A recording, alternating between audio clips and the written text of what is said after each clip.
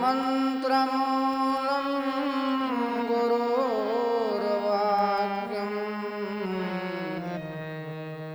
मोक्षमूलं गुरोर्कृपा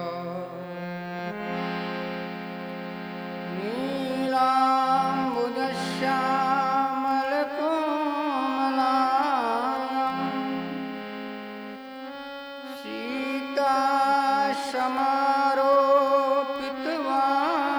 सीतासमारोपितवामभागं पाणौ महाप्रायकचारुचापं नमामि रामं रघुवंशनाथम्। अतुलितबलधामं हेमशैलाभदेहं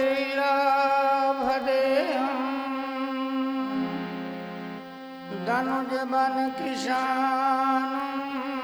ज्ञानिनामाङ्गम्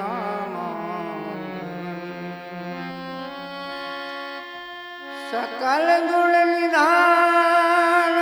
वानराणामधीशं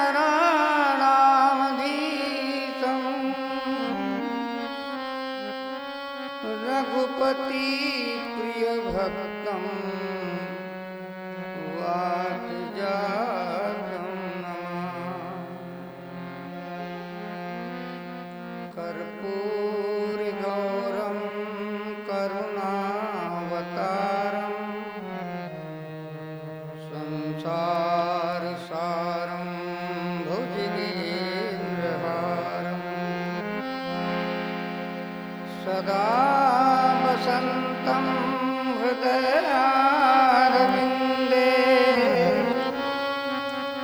भवं भवानी सहितं नमामि। गजाननं भूतगणाधिसेवितं कपित्थजम्बूफलचारुभक्षणम् उमासुतं शोकविनाशकारकम्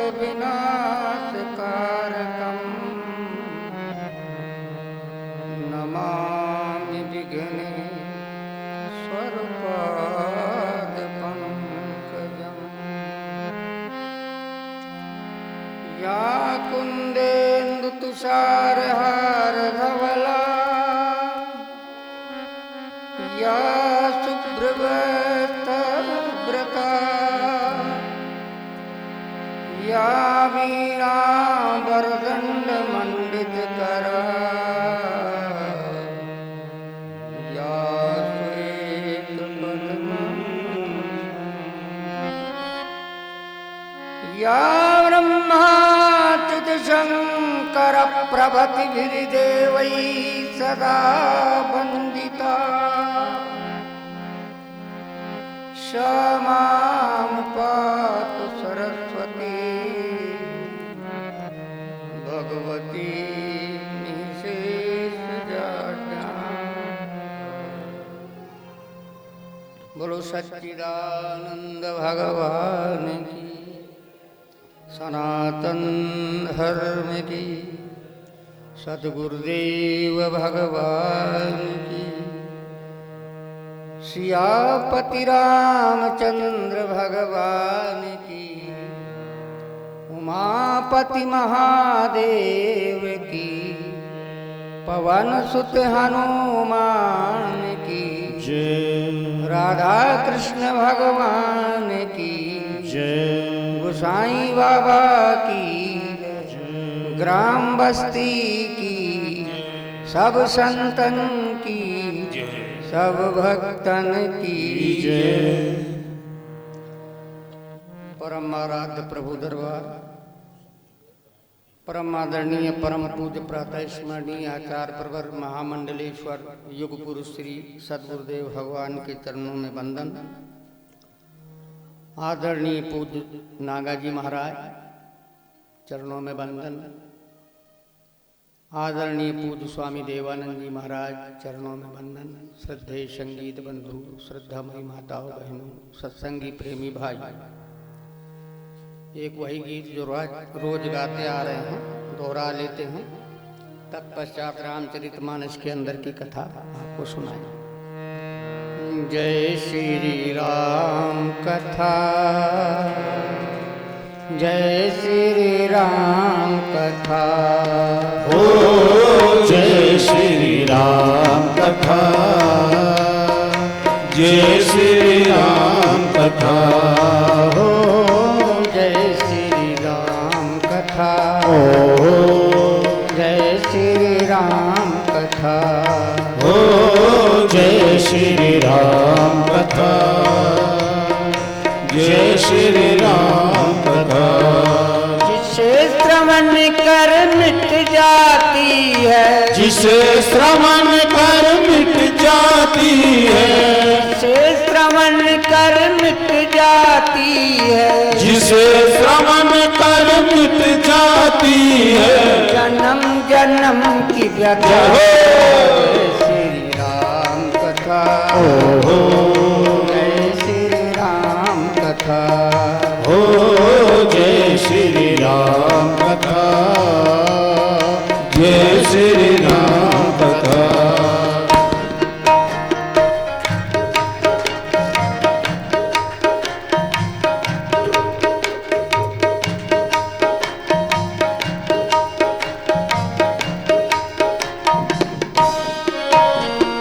राम कथा कलिकामत गाई, सुजन सजीवन मोरि सुहाई। राम कथा कलिकामत गाई, सुजन सजीवन मोर सुहाई।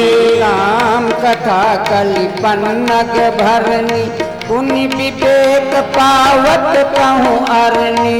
राम कथा कलि पन्नग भरनी, पुनि विवेक पावत कहूँ अरनी।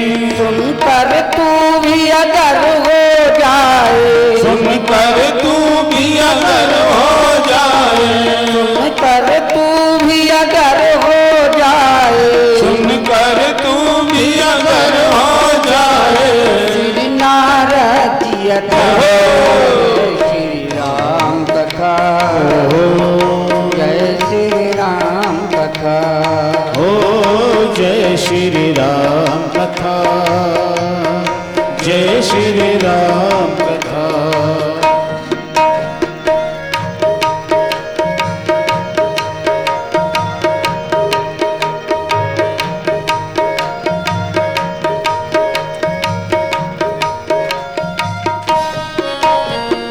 महामोहमयी शेष विशाला, राम कथा कालिका कराला।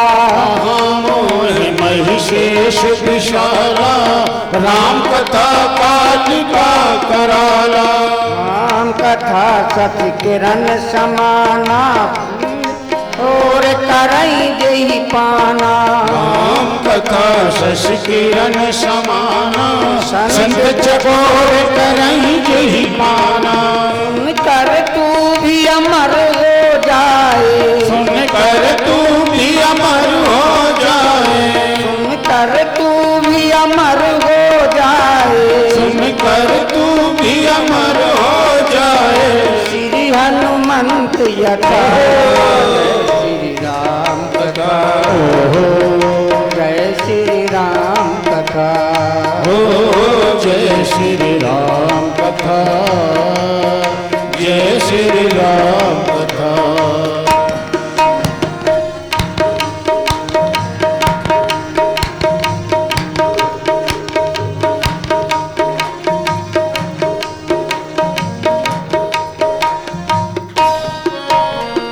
राम कथा कल बिटप कुठारी, सागर सुन गिरिराज कुमारी। राम कथा कल बिटप कुठारी, सागर सुन गिरिराज कुमारी। राम कथा सुंदर करतारी, संशय बिहक उड़ावन हारी। राम कथा सुंदर करतारी, संशय विहग उड़ावन हारी। तेरा सब संशय भागेगा, तेरा सब संशय भागेगा, तेरा सब संशय भागेगा, तेरा सब संशय भागेगा।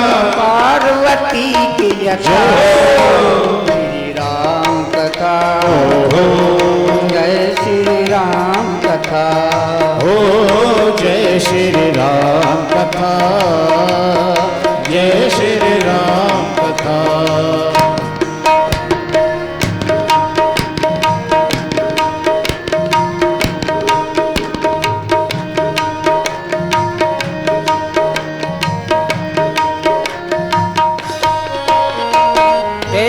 परम बिरहा कुल सीता, सोचन कपि कलप संबीता। देख परम बिरहा कुल सीता, सोचन कपि कलप संबीता। रामचंद्र गुण बरने लागा, सुनतहि सीता कर दुख भागा। रामचंद्र गुण बरने लागा, सुनतहि सीता कर दुख भागा। तेरा भी सब दुख भागेगा, तेरा भी सब दुख भागेगा, तेरा भी सब दुख भागेगा, तेरा भी सब दुख भागेगा। माँ सीता की यथा जय श्री राम कथा, जय श्री राम कथा, जय श्री राम कथा, जय श्री राम कथा। जिसे श्रवण कर मिट जाती है, जिसे श्रवण कर मिट जाती है, जिसे श्रवण कर मिट जाती है, जिसे श्रवण कर मिट जाती है। जन्म जन्म की व्यथा जय श्री राम कथा, जय श्री राम कथा, जय श्री राम कथा, जय श्री राम कथा, जय श्री राम कथा, जय श्री राम कथा, श्री राम कथा, श्री राम कथा। सच्चिदानंद भगवान की जय। भगवान श्री राम जी वाल्मीकि आश्रम पास में है, चित्रकूट के 30 किलोमीटर पहले इलाहाबाद रोड में। योगी जी सरकार की तरफ से वहाँ भी वो ट्राली वाला जो कार्यक्रम है कि लोग चढ़ नहीं पाते हैं, तो वो बन रहा है। मंदिर का भी जीर्णोद्धार हो रहा है। वहाँ पर श्री राम जी पहुँचे और अपने रहने की जगह पूछी कि मुझे कहीं ऐसी जगह बताई जाए जहाँ मैं अपने सीता जी भाई लक्ष्मण जी के सहित 14 वर्ष के वनवास को पूर्ण कर सकूं, ऐसी कोई एकाकी जगह। तो वाल्मीकि जी संकोच में पड़ गए। कहते हैं आप कहते हो कि मैं रहा हूं कहाँ, मुझे रहने की जगह बता दो, पर मुझे संकोच हो रहा है, मैं पूछत सकुचाऊं। वाल्मीकि जी कहते हैं मैं पूछते हुए बड़ा मुझे संकोच हो रहा है। कहा कौन सा? कहा जहाँ न हो तहाँ देह कही तुम्हें बताऊं ठाव। आप ये जगह बताओ कि जहाँ आप नहीं हैं। ये वाल्मीकि जी राम जी से कह रहे हैं। एक हमने पूज्य गुरुदेव भगवान से कथा सुनी युग पुरुष जी से कि पंजाब में भोजन ज्यादातर प्याज डाली जाती है भोजन में। तो 8-10 संतों को निमंत्रण किया माई ने, और माता जी को संतों ने कहा प्याज न डालना। कहा ठीक है न डालेंगे। सबका भोजन बनाया 10 आदमी का, और 10 महात्मा जब बैठे तो सब्जी आई, दाल आई, चावल आए, रोटियां आई। जब भोग लगाया और ग्रास उठाया उसमें देखा तो प्याज थी। तो माता जी को बुलाया, कहा माता जी कहा था कि सब्जी में प्याज न डालना, ये क्यों डाल दी? तो कहा महाराज मैं आलू की सब्जी बनाती तो न डालती, प्याज की बनाती तो न डालती, मैं घिया की लौकी की बनाती तो न डालती, कद्दू की बनाती तो न डालती प्याज, ये तो प्याजे की सब्जी है, आपने कहा था कोई और सब्जी में प्याज न डालना, तो ये तो प्याज की सब्जी है। तो जब सब जग परमात्मा है तो वाल्मीकि जी कहते हैं जब सब जगह वही है तो मैं तुम बताओ कि तुम कहाँ नहीं हो, मैं वहां तुम्हें जगह रहने की बता दूं। 14 स्थान बताए, उसको कोई नहीं मानता, रहने के स्थान व्यवहारिक में 14 बताए। कपट दम्भ नहीं माया, जिनके कपट दम तिनके हृदय बसहु रघुराया। तुम ही निवेदित भोजन करही, प्रभु प्रसाद पट भूषण धरही, परिवार समेत पूजते हो उनके घर में तुम वास करो, उनके यहाँ उनके हृदय में वास करो। 14 स्थान में कोई मुश्किल होगा, बुद्धि सबको मिली है, न भगवान का भोग लगाना है, न बेईमानी से बचना है। हमने तो आज सुना कि जो चंदा किया गया था वो कोई चुरा ले गया। एक परिश्रम करते हैं कि चंदा इकट्ठा करके रामायण की कथा और संतों का भोजन और ये सब करवाएंगे, गांव की जनता सुनेगी। पर भैया ये हमने कई बार बताया, चतुराई 4 दिन चमकेगी, अपने कर्म का भोग भोगना पड़ेगा। और वो भगवान इतना ज्यादा भोगाता है कि रो रो के भी नहीं भोग पाता। इसलिए बुद्धिमानी न दिखावे, चतुराई न करे, अपना ईमानदारी से दाल रोटी है तो दाल रोटी, फटे कपड़े हैं फटे कपड़े पहनकर गुजारा करो। अगर तुम इस तरह तो रह लोगे तो एक दिन भगवान खुद तुम्हारा समय वापस कर देगा और तुम्हें अच्छे कपड़े पहनने को, अच्छा खाने को मिलने लगेगा। धैर्य धारण करना चाहिए। धन्य है वो पार्वती मैया जो अपने माँ से कह रही थी कि तुम कहते हो इसके पास खाने को नहीं है, इसके पास रहने को नहीं है, ये सांप लपेटे घूम रहा है, ये भस्मी लगाए है, राख लगाए है। करम लिखा जो अपनी माँ से कहती है, करम लिखा जो बाहुर बाहु तो कृत दोष लगाइए काहू। करम लिखा जो बाहुर नाहु तो कृत दोष लगाइए काहू।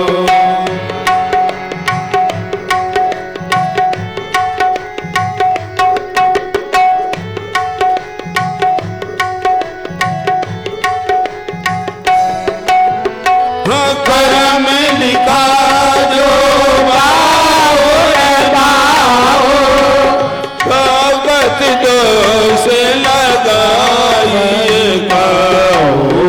करम लिखा जो बाहुर नाहु तो कृत दोष लगाइए काहू। उस परमात्मा का स्मरण ना भुलाओ, करते रहो और अपने ईमानदारी से जीवन व्यतीत करो। एक दिन वही परमात्मा तुम्हारा समय वापिस करेगा, क्योंकि समय कोई एक के बंधा थोड़ी है, समय सब चीज का आता है। समय धरती का आता है, ये वही धरती है जहाँ टेंट लगता था, ये वही धरती है जहाँ मकान बन गए। समय पत्थर का आता है, समय पेड़ का आता है, समय आदमी का आता है, समय सबका आता है जाता है। कोई बुरे समय में घबराए भरना, अपने कर्म गलत ना कर ले जिससे उसका समय आने में रास्ता बंद कर दे। एक जगह मैंने पढ़ा, दिल दे ऐसा परवरदिगार दे, दिल दे परवरदिगार दे कैसा कि रंज की घड़ी को खुशी से गुजार दे। जो हमारी रंज की घड़ी है, जो हमारी दुख की घड़ी है, वो हम हंस के गुजार दें।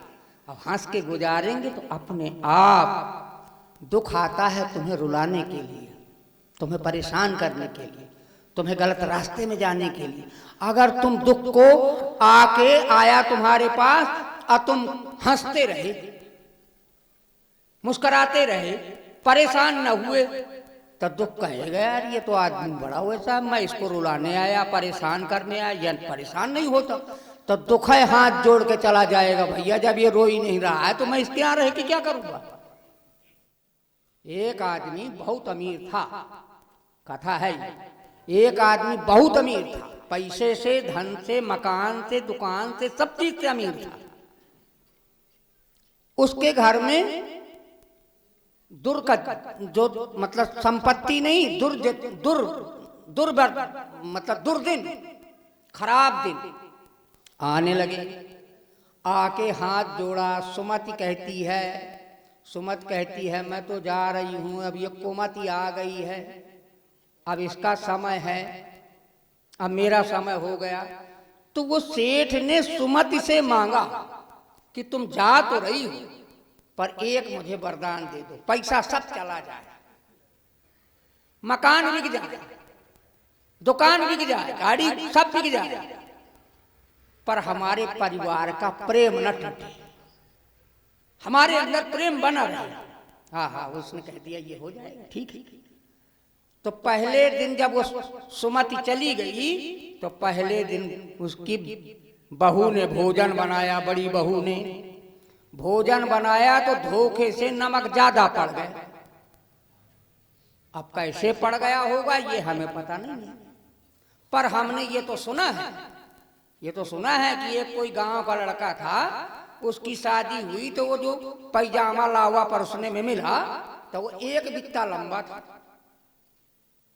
तो उसने कहा अपनी बहन से, घरवाली से, अब पहले दिन क्या कहा ये पैजामा एक बित्ता काट देना। अरे मेरे बहुत काम है, मेरे पास टाइम नहीं। माँ से कहा बहन जी को नहीं है टाइम, आप माता जी इसको काट दें, मैं नहा के आता हूँ, आज यही पैजामा पहनूंगा।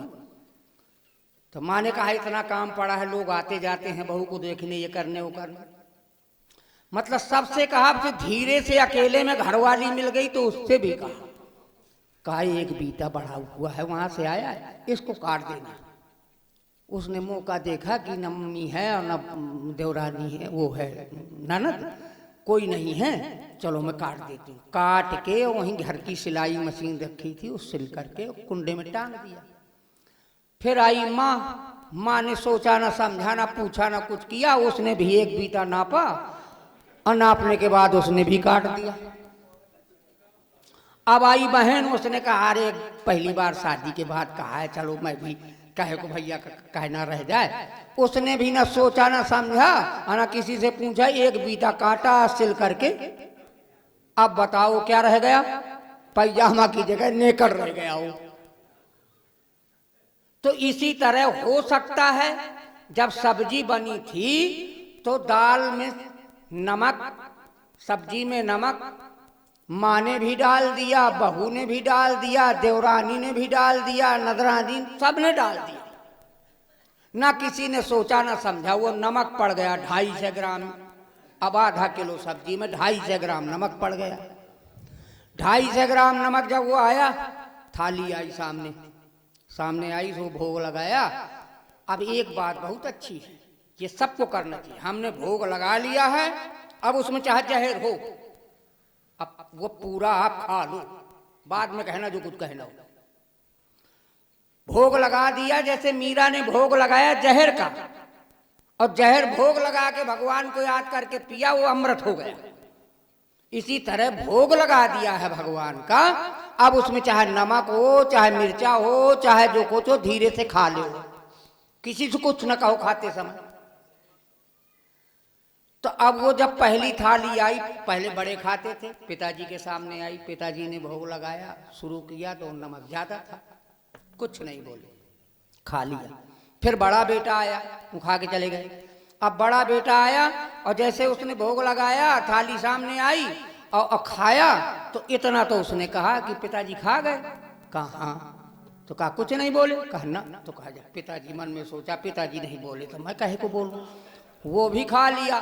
दूसरा बेटा आया, तीसरा बेटा आया, सब बेटों ने खाया पर किसी ने कुछ न कहा। तो आके सुमत खड़ी हो गई।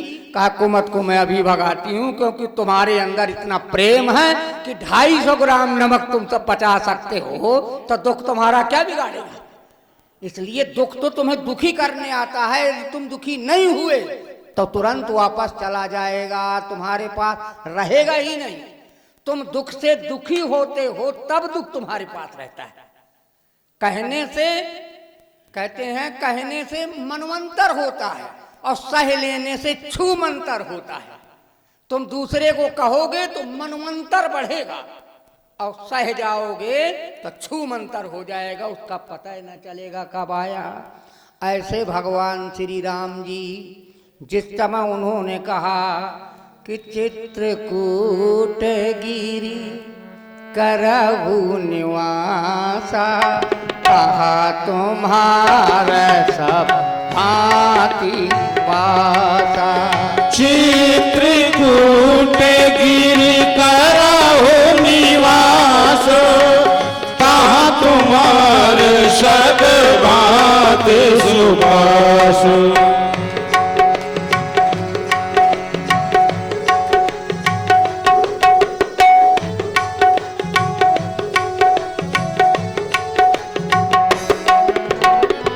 चित्रकूट गिरि करहु निवास, कहा तुम्हारे सब भांति सुबास। चित्रकूट गिरि करहु निवास, कहा तुम्हारे सब भांति सुबास। चित्रकूट गिरि करहु निवासा। चित्रकूट एक पर्वत, जिस पर्वत का पहले केवल चित्रकूट नाम था, कामदगिरी तो बाद में हुआ उनके रहने के और जाने के बाद। पहले वो एक चित्र नाम के साधु थे जो भजन करते थे वहां बैठ के। कोई पर्वत वर्वत नहीं था, इसी तरह की जगह थी। तब पर्वत उड़ा करते थे, उनके पंखे थे। तो एक पंखे वाला पर्वत वो चित्र नाम के साधु के ऊपर रख गया, उसका शरीर छूट गया। तब उसने श्राप देने का किया, तो कहा नहीं नहीं श्राप ना दो, तुम्हारा उद्धार तब हो जाएगा जब यहाँ भगवान श्री राम जी आएंगे और वो यहाँ 11.5 साल तुम्हारे पास रहेंगे। तब चित्र नाम के संत को कहा गया तुम्हारा तभी कल्याण और उद्धार होगा। ऐसी बातों से उसका नाम चित्रकूट पड़ा। वो कूट पर्वत चित्रकूट हो गया। अब ये जब कह रहे वहां 11.5 वर्ष उसी पर्वत में रात्रि व्यतीत की। धन्य है हमारा चित्रकूट। न मथुरा उस तरह का है, न काशी है, न वृंदावन है जिस महत्व का चित्रकूट है। क्यों? मथुरा में भगवान प्रकट हुए जेल के अंदर, पर राजा के लड़के थे, पैरों में जूतियां पहनते थे, पैरों में कुछ न कुछ साधन रहता था। शंकर भगवान के तक खड़ाऊ रहती थी पैर में। पर धन्य है प्रभु राम, जब तक अयोध्या में रहे तब तक राजकुमार थे, जूतियां पहनते थे, चप्पल पहनते थे, जुराबें पहनते थे। पर जब चित्रकूट आ गए तो ये वरदान मांगा था कैकेयी ने, तापस भेष विशेष उदासी। पैरों में कुछ नहीं, न खड़ाऊं, अगर खड़ाऊं थी तो चलो भरत भी लेके आ गए, खड़ाऊं भी नहीं। भगवान श्री राम जी, जानकी जी, लक्ष्मण जी सीधे नंगे पांव पूरी पृथ्वी में चित्रकूट के अगल बगल के क्षेत्र में दिन भर घूमते थे। ये नहीं कि एक जगह बैठे रहते थे, तो नंगे पैरों घूमते थे।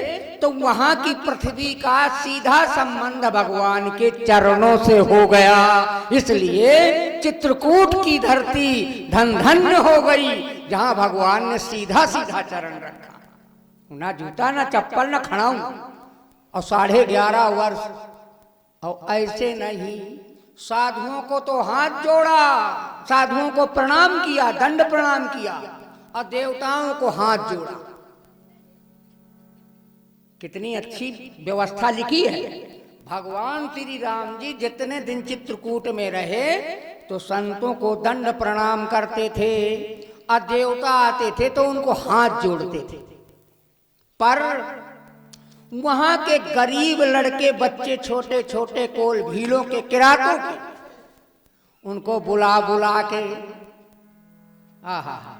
वेद वचन मुनि मन अगम ते प्रभु करुणाए, वचन किरातन के सुनत जिम पितु बालक भय। जैसे पिता अपने बच्चे की आवाज सुनता है, इसी तरह राम जी अपने किरातों के बच्चों की बातें सुनते थे और उनसे खूब हंसते खेलते रहते थे।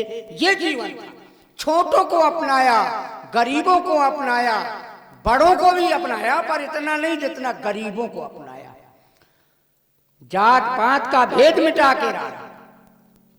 ये तो कहने के लिए हुआ ना, हम ये बताना चाहते हैं, भाई का धन, मंदिर का धन, चंदा का पैसा चोरी ना करो। भाई का धन हड़पो नहीं, मंदिर का पैसा हड़पो नहीं, चंदा का पैसा हड़पो नहीं, नहीं तो बहुत बड़ी दुर्दशा होगी। ये हम नहीं कहते, ये शास्त्र कहते हैं। शास्त्रों में लिखा है कि अगर हम ये पैसा इधर उधर किया तो हमारा बड़ा खराब हाल होगा।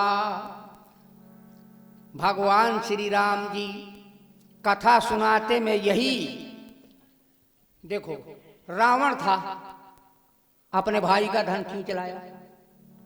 चलो हाल सुनो। पुष्पक जान छीन ले आवा, एक बार कुबेर पर, कुबेर उसका भाई था, और उसका पुष्पक ले आया, विमान ले आया। लोगों ने पूछा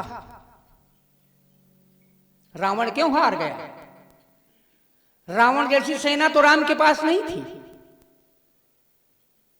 रावण के जैसा धन भी नहीं था, रावण के जैसा राज्य भी नहीं था अभी। राम क्यों हार गए? इसीलिए हार गए। रावण ने खुद कहा मरते दम कि राम, मैं त्रिलोक जीत चुका हूं, सारे देवी देवता, मेरे शंकर जी भी हाथ जोड़ने आते हैं, मेरे जैसा पैसा तुम्हारे नहीं है, मेरे जैसे सोने के महल नहीं है, मेरी जैसी कोई चीज तुम्हारे नहीं, सेना मेरी इतनी है वो तुम्हारे नहीं है, पर मैं हार क्यों गया? राम जी पूछते क्यों हार गए? कहा बस तुम्हारा भाई तुम्हारे साथ में है और मेरा भाई मेरा साथ में नहीं है, मैंने ही लात मार के भगा दिया है। विभीषण को लात मार के भगा दिया, ये हारने का कारण बना। भाई का धन, भाई का सब कुछ हरण करने वाला कभी शांति पाए? यहां से सोचना चाहिए। आज भगवान श्री राम जी चित्रकूट में बैठ के रोज कथा करते हैं, रोज। हम तो एक ये साल में हो गई तो कोई आ गए सुनने, या घर में कोई थोड़ा मोड़ा पाठ कर लेता हो, भगवान जाने, हम देखते तो नहीं है। रोज कथा राम जी करते थे गंगा के किनारे बैठकर, और सब संत ऋषि आते थे, कथा सुनते थे, सबसे प्रेम करते थे, चाहे वह गरीब है, चाहे अमीर है, चाहे साधु है, चाहे संत है, सबको देख। आवत देख सकल मुनि वृंदा, कीन दंडवत रघुकुल, दंडाकार गिर जाते थे। किस भगवान में होगा ऐसा? हमारे भगवान श्री राम जी से सीखना है तो कैसे रहना है दुनिया में, ये सीख लो। दुनिया में रहने की हर बात उनसे सीख लो। कथा करते थे, एक दिन कथा में निकला, क्योंकि रामायण सतकोट अपारा, राम जी जब थे तब भी रामायण थी। ये ना सोच लेना कि राम के बाद रामायण बनी है, रामायण पहले भी थी। जब राम आए तब भी थी, और जब राम नहीं थे तब भी रामायण थी। लिपियां थी कई, और उसमें यही कथाएं थी। गणेश जी का पूजन शंकर जी के शादी में हुआ।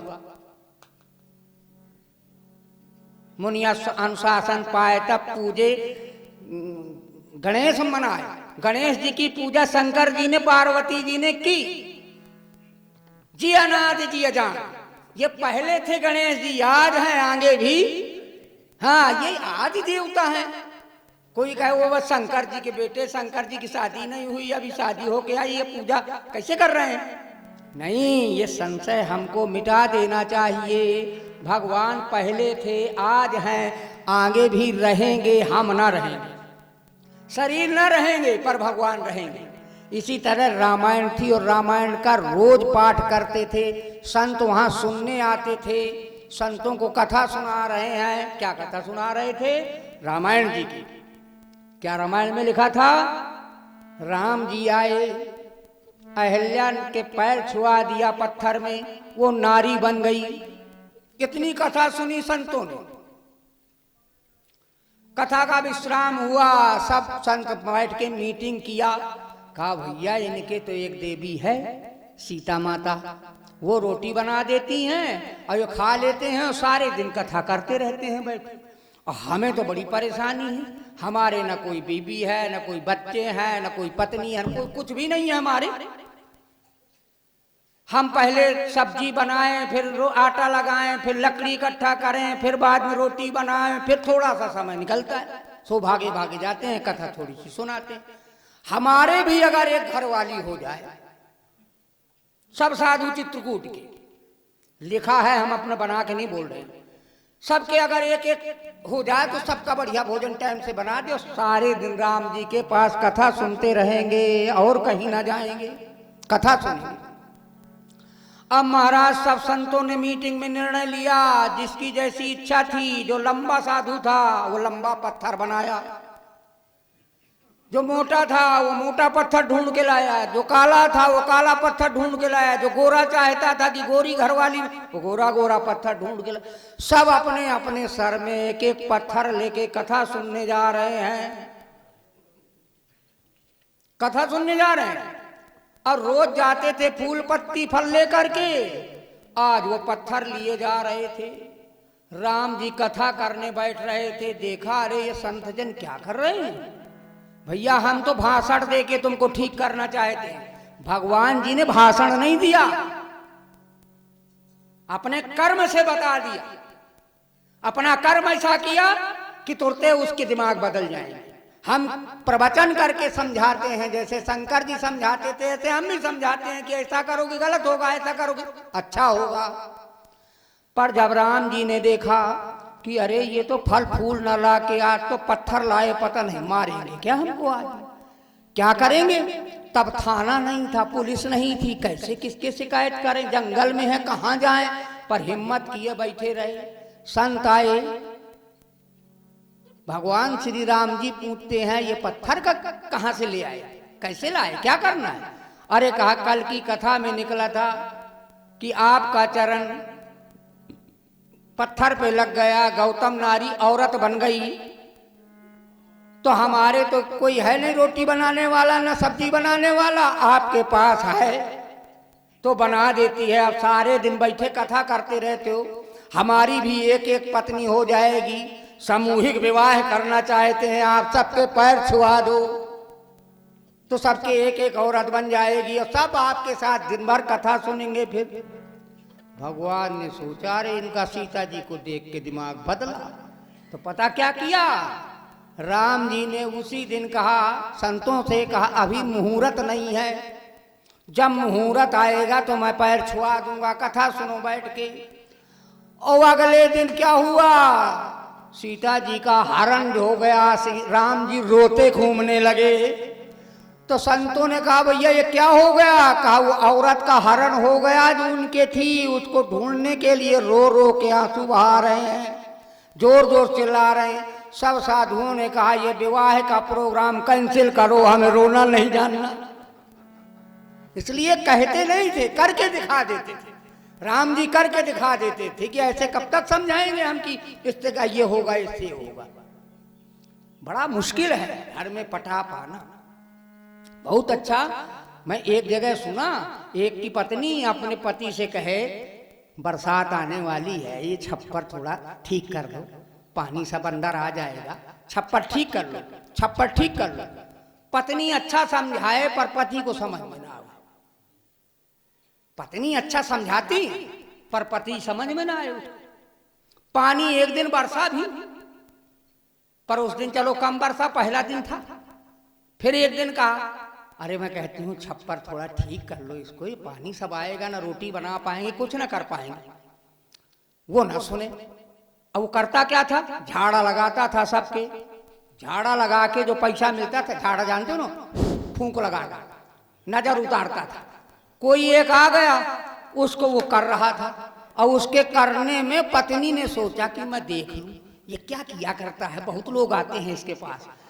तो वो करता क्या था, वो कहता था आकाश बांधू, पाताल बांधू, मरघट का मसान बांधू, गली का कराब बांधू, ये बांधू वो बांधू। वो सुन रही थी, वो कहती है सुन सुन, ये बाद में बांधना, पहले छप्पर तो बांध ले। छप्पर बांधा नहीं होता है, कहता है मैं आकाश बांधू, पताल बांधू। इसलिए आदमी से लंबी चौड़ी सुन लो तुम। धन्य है प्रभु राम, सबके सामने नतमस्तक रहने वाले, हाथ जोड़ के सबको अपना बनाने वाले। वो चित्रकूट में ऐसे रहे, चित्रकूट रघुनंदन छाए, समाचार सुन सुन मुनि आए। चित्रकूट रघुनंदन छाए, समाचार सुन सुन मुनि आए।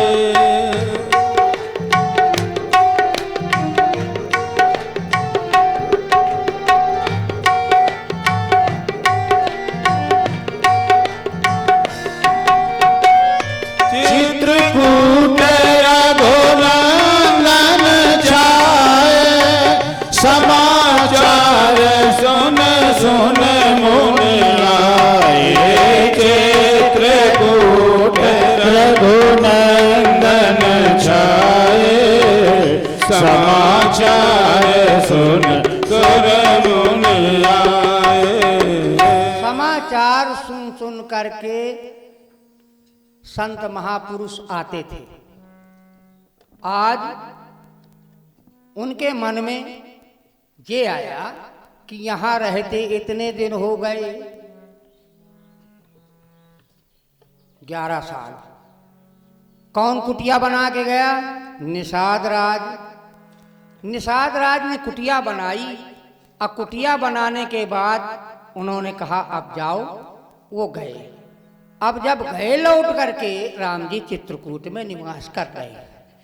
चित्रकूट में उनकी धरती पवित्र उनके रहने से हुई।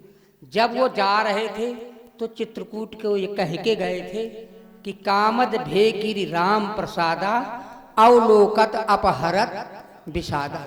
जाओ मैं आशीर्वाद। ये तो बात की बात है, पर अब वहाँ रोज फूल चुनने जाते थे, पूजा पाठ करते थे, मंदाकिनी गंगा में स्नान करते थे, कहीं किसी जगह संतों का भोजन भी कराते थे, भोजन कराने की जगह भी बनी है। बहुत अच्छा सब उनका कार्यक्रम चल रहा था। और इधर से ये सुमंत जब पहुंचा, सुमंत निषाद राज पहुंचा अपने श्रृंगबेरपुर, तो देखा कि गंगा के किनारे रथ उसी तरह खड़ा है। रथ वापस नहीं गया है। रथ वापस कहा था राम जी ने कि अब तुम जाओ और हमारे पहुंचने का संदेशा पिताजी को दो। पर घोड़े ही नहीं मुड़ रहे थे उसके। घोड़े ही उधर को जाने को राजी नहीं थे। मतलब कितना वियोग होगा भगवान के रहते, उनके वियोग का दुख किस किस को हुआ होगा, ये आप कल्पना करो। विरह वियोग श्याम सुंदर के ठाढ़े क्यों नजरे, मधुबन तुम कत रहत हरे। वो घोड़े मन में सोच रहे हैं, हिकर के आंसू बहा रहे हैं।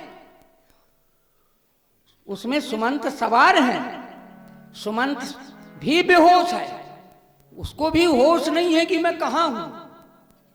वो भी एक रथ के खंभे में चिपक के बस आंख बंद है। और घोड़े रो रहे हैं कि वो हम वही घोड़े हैं जो बचपन में अपने प्रभु राम को हमने अपने कंधे में बैठाया और सरयू के किनारे घुमाते थे, आखेट खेलने ले जाते थे। वो हम कितने भाग्यशाली थे कि हमारी पीठ पर हमारे प्रभु राम बैठते थे। हम वही घोड़े हैं जो भगवान श्री राम जी और सीता जी का विवाह करने के लिए हम गए थे और हमारी पीठ में बैठे थे। हमें कितना अच्छा सौभाग्य मिला था। आज आंसू इस विषय के आ रहे हैं उनके कि हम वही अभागी घोड़े हैं कि हमने शादी में भी लाभ लिया, बचपन में भी लाभ लिया, पर आज हम उसके भी दृष्टा बने कि हमारे कंधे में सिर पे बैठ के आए और आके कहाँ चले गए ये हमें पता नहीं है। जासु वियोग विकल पशु ऐसे माता पिता जी हैं कैसे। जासु वियोग विकल पशु ऐसे प्रजा मात पिता जी हैं कैसे।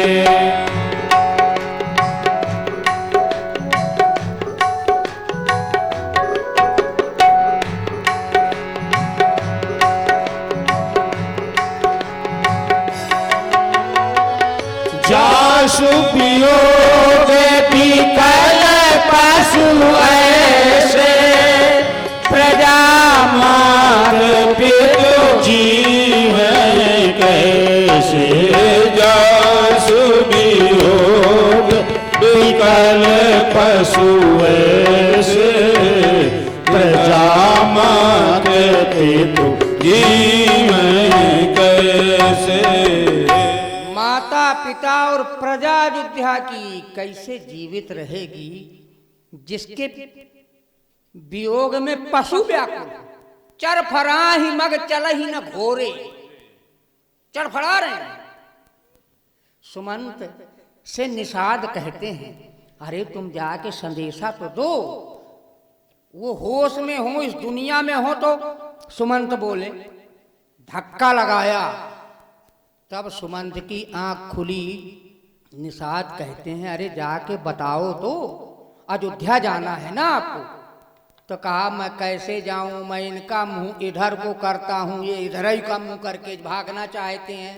नदी पड़ रही है रास्ते में, नदी पड़ रही है रास्ते में, फिर भी अगर इनको रथ से खोल दिया जाए तो ये नदी पार कर जाएंगे। रथ जुड़ा हुआ है, मैं बैठा हुआ हूं, पर ये इधर का मुंह नहीं करते हैं। चर फरा ही मग चल ही न खो घोरे। तो कहा क्या किया, निषाद राज जंगल के हिरण लाए, मनहु हिरण आन रथ जोड़े, हिरणों को पकड़ा और हिरणों को जोड़ा गया। तब वो रथ अयोध्या पहुंचा। अयोध्या जाने में जब सांझ हो गई, अगर दिन में जाऊंगा, सुमंत सोचने लगे, तो सारे अयोध्या वासी आ जाएंगे, मैं किसको किसको जवाब दूंगा कि मैं लौटा के नहीं ला पाया। बड़ा प्रयास किया,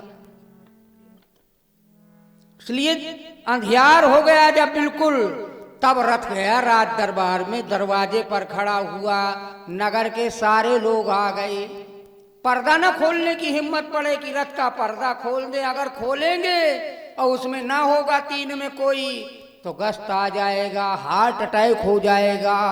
कोई ना पर्दा खोला और सुमंत जी अंदर गए, राजा जी को प्रणाम किया, दशरथ को प्रणाम करते ही कहा तीन में आए कोई। रोने लगा फूट फूट के, कहा एक भी नहीं लौट के आए, लौटा ही नहीं पाया। कहा सीता जी भी नहीं लौटी, कहा ना ना ना वो भी नहीं आ पाई। कहते मुझे दुख हो रहा है। बड़ी अच्छी बात कही। कहा किसी ने कुछ कहा है, कहा हाँ। लखन कहे कछ बचन कठोरा। लक्ष्मण ने मोहि बरज कर मुझको रोका है, तो रोका था तो बताया क्यों। बताना था इसलिए बताया। क्या बताना था? दशरथ जी जिस समय राम से इतना प्रेम था कि राम अगर महल से बाहर गए हैं, दशरथ के प्राण छूट जाने चाहिए थे। अगर घर के महल के बाहर निकलते राम के नहीं छूटे तो अयोध्या के बाहर जाते ही छोड़ देते हुए, पर नहीं छोड़ा, रखे रहे। क्यों रखे रहे? क्योंकि जब सुमंत लौट के आएगा तो सुमंत बताएगा वहां का हाल चाल कि जंगल में राम जी के साथ व्यवहार लोग कैसा कर रहे हैं। तो कहा ये तो दशरथ जी जाके देख लेते 4 दिन। तो दशरथ जी मन में सोचने लगे मैं जाता तो चूंकि मैं चक्रवर्ती राजा हूं, मेरे कारण सभी हाथ जोड़े खड़े होते, मुझको पता थोड़ी चलता कि ये मेरे कारण कर रहे हैं कि राम जी के कारण कर रहे हैं। इसलिए राम अकेले जाएंगे तो क्या व्यवहार हो रहा है उनके साथ में वो मुझे पता चलेगा। आज निश्चिंतता से मरने की जो स्थिति थी, वो राम जी के शब्द जब ऐसे लक्ष्मण के सुने, क्या कि तुम्हारे लिए वचन कठोर कहे हैं, पर कसम रखा कि मुझे राम जी ने कहा है कि लड़का लक्ष्मण छोटा बच्चा है, इसकी चतुराई पर न उनको पता ना कुछ, मेरी कसम है। पर वो नहीं रोक पाए।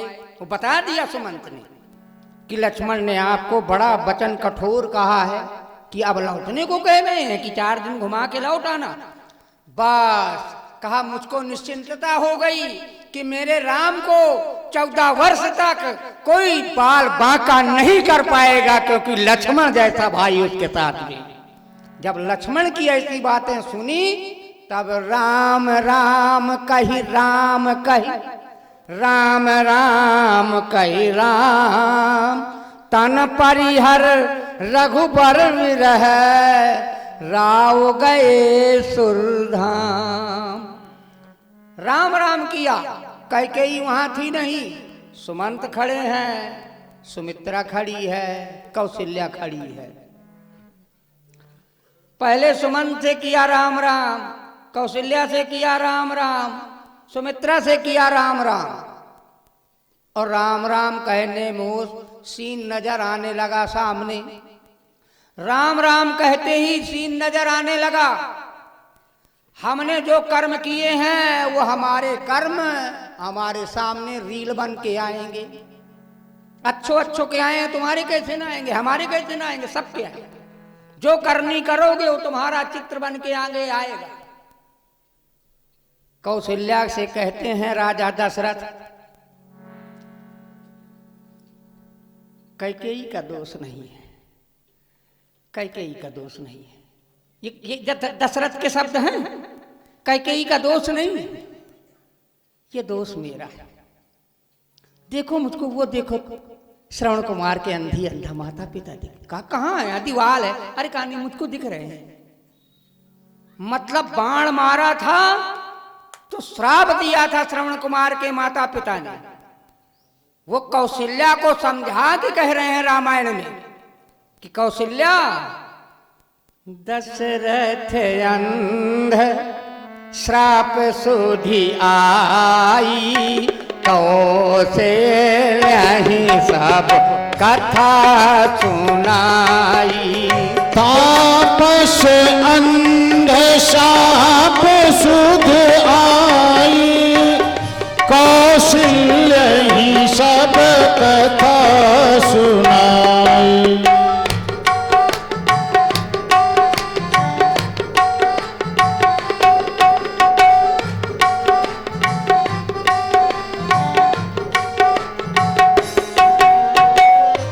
तापस अंध शाप सुधि आई, कौशल्या ही सब कथा सुनाई। तापस अंध शाप सुध आए, कौशल्या ही सब कथा सुनाए। कौशल्या को सुना रहे थे, भैया अपना किया पाप दूसरा नहीं जानेगा, हम ही जानेंगे। हमें सामने आएगा एक राजा तब ये लेटरिन बाथरूम ये टैंक वाले नहीं बने होते थे, चाहे जितना बड़ा रजवाड़ा हो।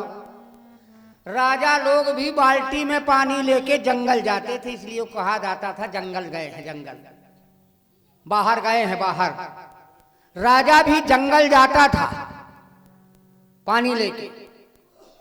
एक दिन राजा गए और एक पेड़ के नीचे बैठे, जो बेर का पेड़ था, ये बड़ा वाला बेर, वो टॉयलेट हो रहे थे, शौच क्रिया कर रहे थे। उसी समय वो बेर पका था तो नीचे गिर गया उसके सामने। अंधेरा था, ना देखा, ना चारों तरफ देखा और कुछ ना सोचा ना समझा। बेर देख के उसका मन चल गया, बेर उठाया और खा लिया। टॉयलेट होते खा लिया बेर।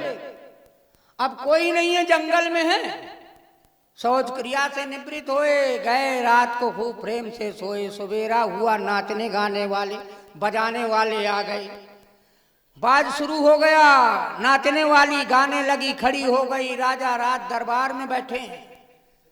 अब वो गाने वाली गा रही है, बता दई हैं राजन काल वाली बत्तियां, कल वाली बात। अब वो कल वाली बात, वो तो भीतर से घबराने लगा कि इसको कैसे पता। उसने तुरंत 10,000 रुपया पड़े थे, निकाले और 10,000 रुपया इनाम में दे दिया। कहा ले और आगे बोलो। अब वो नर्तकी ने सोचा कि राजा साहब को ये गाली लाइन बहुत अच्छी लग रही है। फिर 10,000 तो रखे और रखने के बाद कहा, बोलना शुरू किया, बता दई हैं राजन काल वाली बत्तियां, कल वाली बात। अब वो अपने हाथ में हीरा जवाहरात की घड़ी बांधे था, वो घड़ी उतार के दे दिया। कहा ले आगे बोलो, आगे बोलो। पर फिर उसको लगा कि एक लाइन बहुत अच्छी लग रही है, देखो कितना लंबा इनाम मिल रहा है। फिर खड़ी हुई और फिर बोलने लगी, बता दई हैं राजन काल वाली बत्तियां, हीरे जवाहरात का हार पहने था, वो हार उतार के दे दिया। अरे आगे बोलो ना, इसके आगे बोलो। अब वो नर्तकी को लगा कि अरे बहुत अच्छी लगती है लाइन, आज कितना इनाम मिला। फिर खड़ी हुई और फिर बोलने लगी, बता दई हैं राजन काल वाली बत्तियां। तो राजा कहता है, बताना हो तो बता दो, मैं लेटरिन होते समय बेरे तो खाया और क्या कर लिया। तो अपनी गलती अपने आप अपने अंदर से निकलती है, इसलिए पाप करके कहीं कोई भाग न पाएगा। भगवान ने ऐसी व्यवस्था की है। इसलिए बुरे काम से बचते रहो, चाहे गरीबी में गुजारा कर लो, अगला जन्म बनेगा ना ये बनेगा तू, अगला तो बनेगा। इसलिए पैसा ज्यादा कुछ नहीं है, आज है कल नहीं होगा। किसके जिनके जितने ज्यादा पैसा हुआ वही जेल में पड़े हैं, जेल में जाना है। काहे को पैसा पे, जिसके ज्यादा पैसा है वही जेल गया है, जेल में है अब भी आज। तो इसलिए पैसे की तरफ अपने भाई, मैंने पढ़ा कि पिता पैसा देख के खुश नहीं होता बेटे के। काहे में खुश होता है मालूम है, हम बता देते हैं। पिता अपने बच्चे के पास पैसा है इसलिए खुश नहीं होता। पिता इस बात में खुश होता है कि मेरा परिवार एकता में है, एक है। पैसा है या नहीं है, 4 भाई हैं, चारों एक हैं, चारों बोलते बताते हैं, बैठते हैं, हंसते हैं, खेलते हैं, इसमें पिता खुश होता है। पैसा देख के पिता खुश।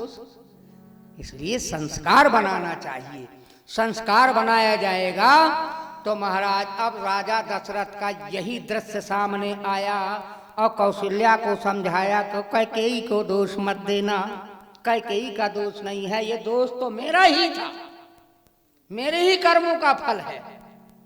प्राण छोड़ दिए। अब जब प्राण छोड़ा तो कितना प्रेम होगा भाई भाई में। देखो तो यही है परिवार, हम एक रहे, हम सब एक रहे।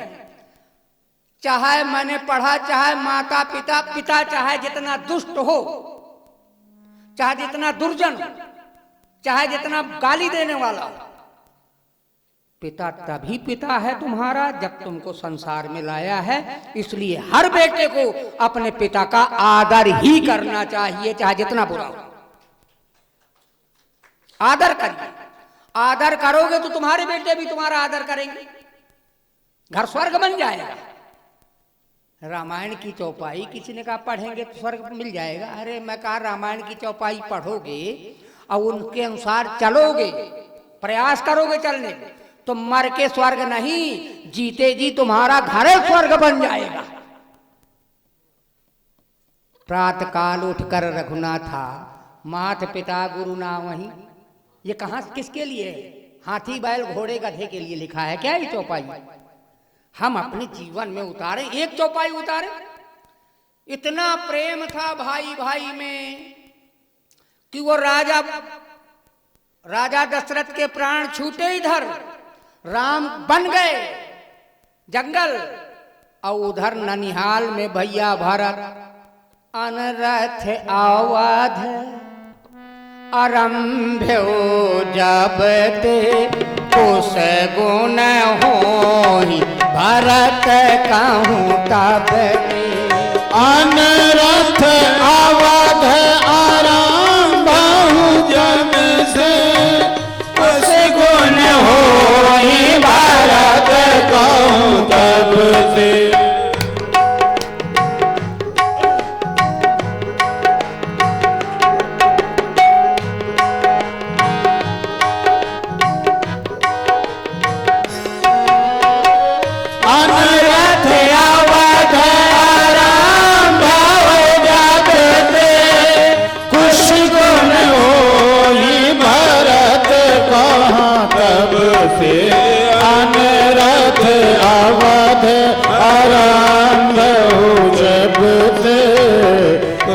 गुण होई भरत कहूँ तब से।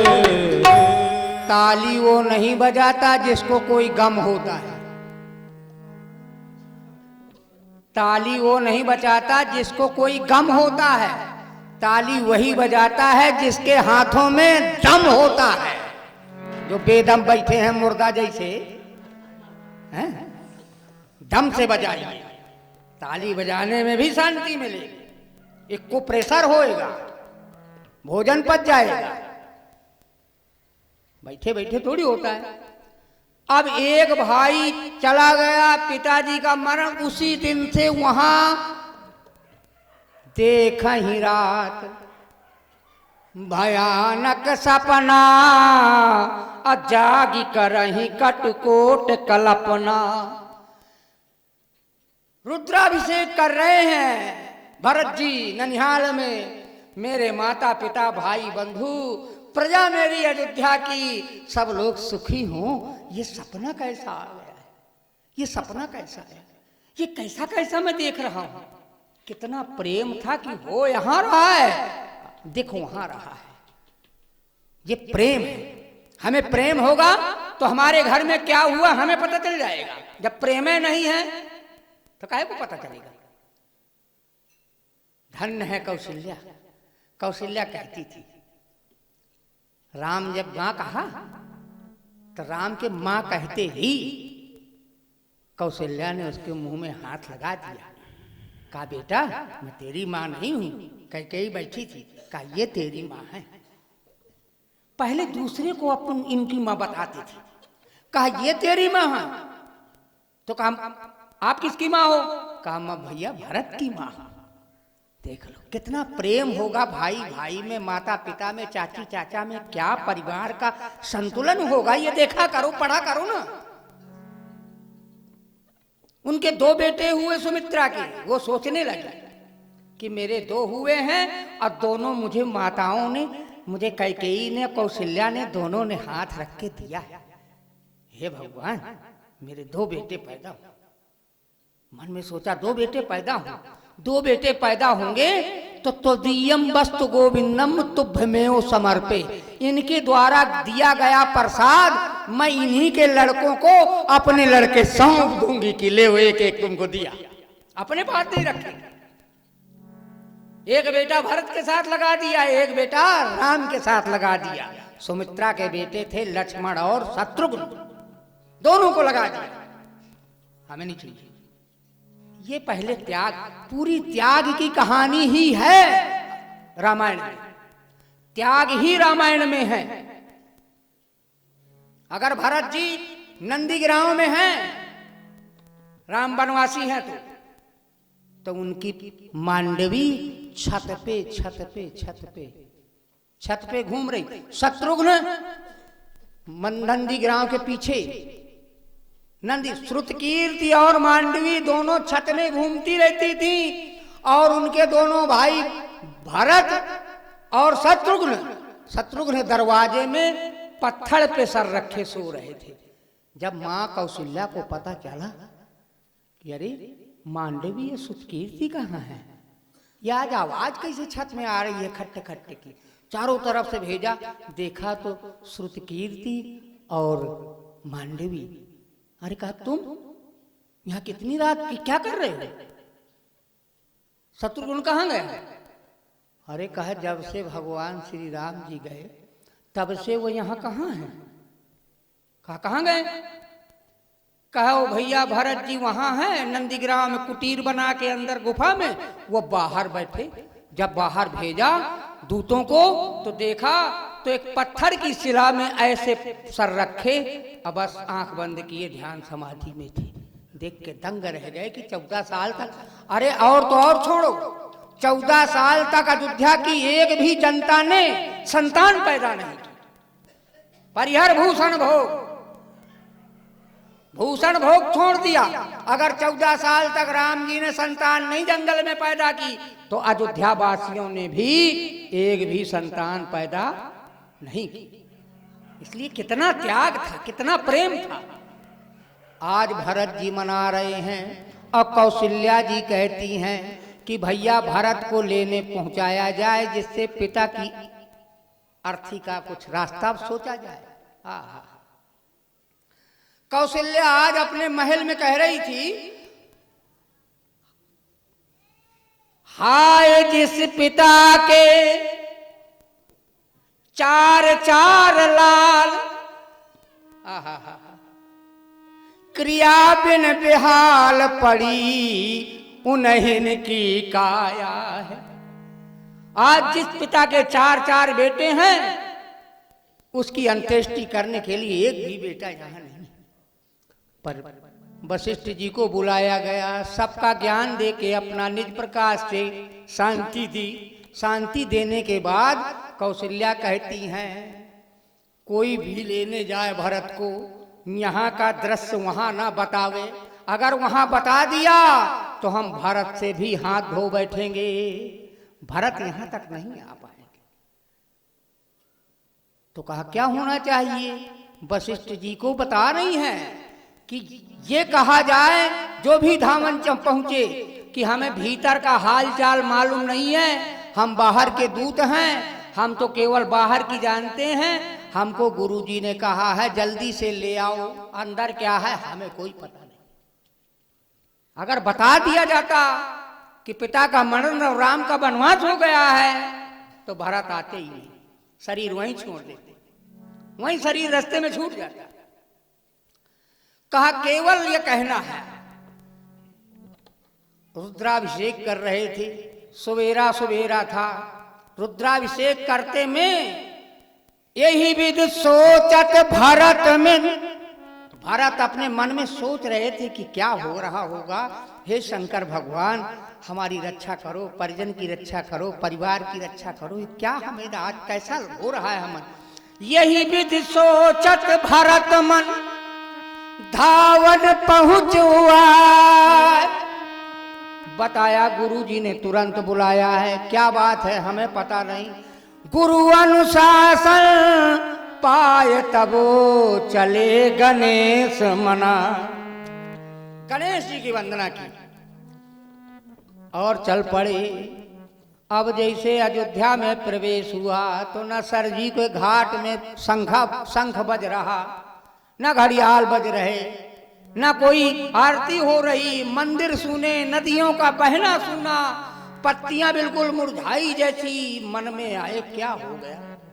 भरत बार बार सोच रहे हैं, पर सोचते सोचते मन में आया कि ये वही समय है, ये वही समय है कि इस समय पर कैकेयी के घर में, महल में सारे लोग इकट्ठे होंगे।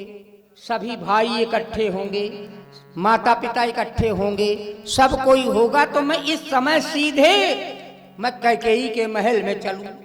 अपनी माँ भरत कैकेयी के महल में जाते, और जैसे गए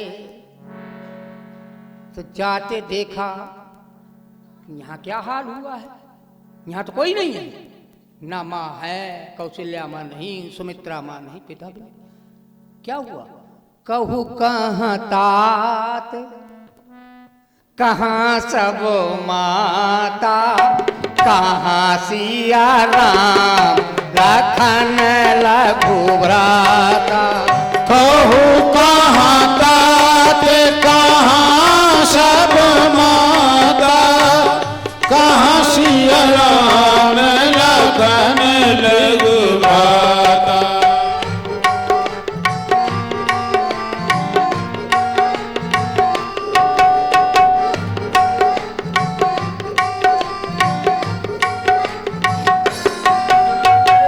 कहूँ कहाँ तात, कहाँ सब माता, कहाँ सिया राम लखन प्रिय भ्राता। कहूँ कहाँ तात, कहाँ सब माता, कहाँ सिया राम लखन प्रिय भ्राता। अच्छा हो तो बताओ किसको अच्छा लगता है? अब बुरा हो, अच्छा हो जाए तो मैंने किया है, छाती ठोक के कहते मैंने करता तो हो जाता क्या, मैंने किया। अब बुरा हो गया, भगवान का मन नहीं था। अच्छा गप, कड़ू कड़ू थू। अरे भैया अच्छा खाया है तो कड़ुआ तुम्ही को खाना पड़ेगा, कड़ुआ दूसरा कोई खाएगा क्या? अच्छा ना खाओ तो कड़ुआ भी ना खाना पड़ेगा, गारंटी से ना खाना पड़ेगा। अगर अच्छा तुमने स्वीकारा है तो कड़ुआ भी तुमको स्वीकारना पड़ेगा। पर तुम तो कैकेयी के पार्टी के हो ना सब। कैकेयी कहती है, तात बात मैं सकल संवारी, अभई मंथरा सहाय बिचारी। मंथरा ने सहायता की, बात मैंने बहुत बनाई, पर बीच बात कछु विधि बिगाड़ो। बना तो मैंने बनाया, अब बिगाड़ा तो भगवान ने बिगाड़ा। इसका मतलब अभी तक कोई अपनी मौत नहीं मारा, सबको भगवान ने मारा। क्यों? यही कहते हो ना, भगवान उठा ले गए, भगवान उठा ले, भगवान ले गए, भगवान उठा ले। अपनी मौत कोई नहीं मारा, अपनी मौत मरता है। भगवान पे दोष लगा के क्या मिला? बीच बात कछु विधि बिगाड़ो, सुरपति सुरपुर पग धार्यो। आहा, पिताजी का मरण सुन करके भरत को मूर्छा गिर पड़े। और जैसे गिरे सोचा, होश आया, मां बीमार थे पिताजी। कहूं किस कारण से शरीर छूटा उनका, मुझे तो पता न चला किस कारण छूटा। अब बात बता दी कि मैंने 2 वरदान मांगे। एक वरदान मांगा तुमको राजगद्दी, दूसरा वरदान मांगा राम को वनवास 14 साल का। भरत ही बिसरो पितु मरण, सुनत राम बन गौन। हेतु अपन पै जानतर रहे घरिक मौन। एकदम मौन होके धड़ाम से गिरती में गिरे। होश आया तो गरी न जी है मुँह पर्यो न कीरा। बर मांगत मन भई न पीरा। बर मांगत मन भई न पीरा। गिरि न जीव मोह पर्यो न कीरा।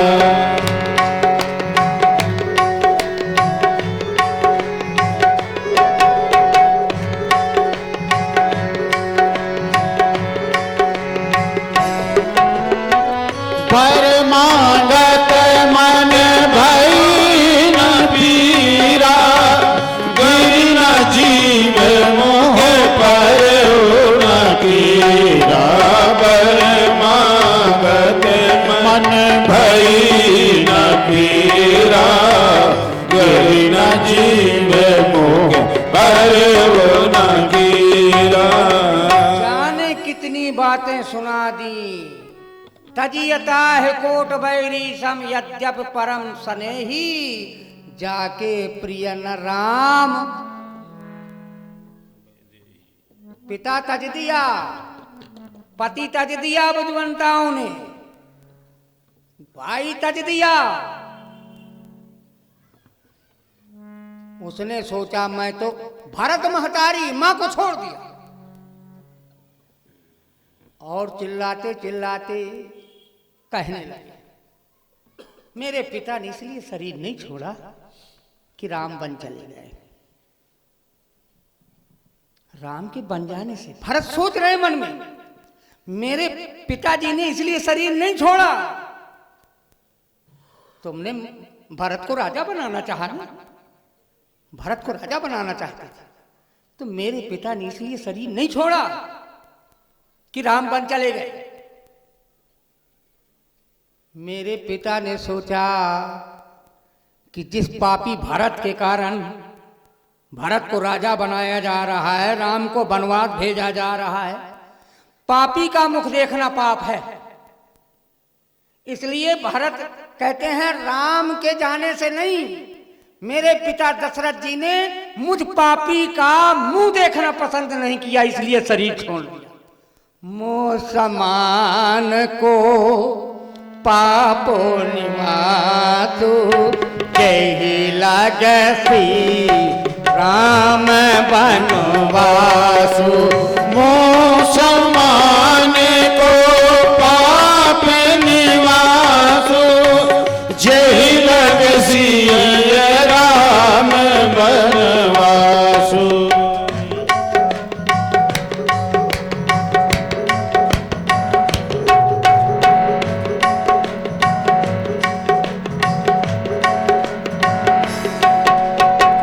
मोह समान को पाप निवासु, जेहि लगसी राम बनवासु।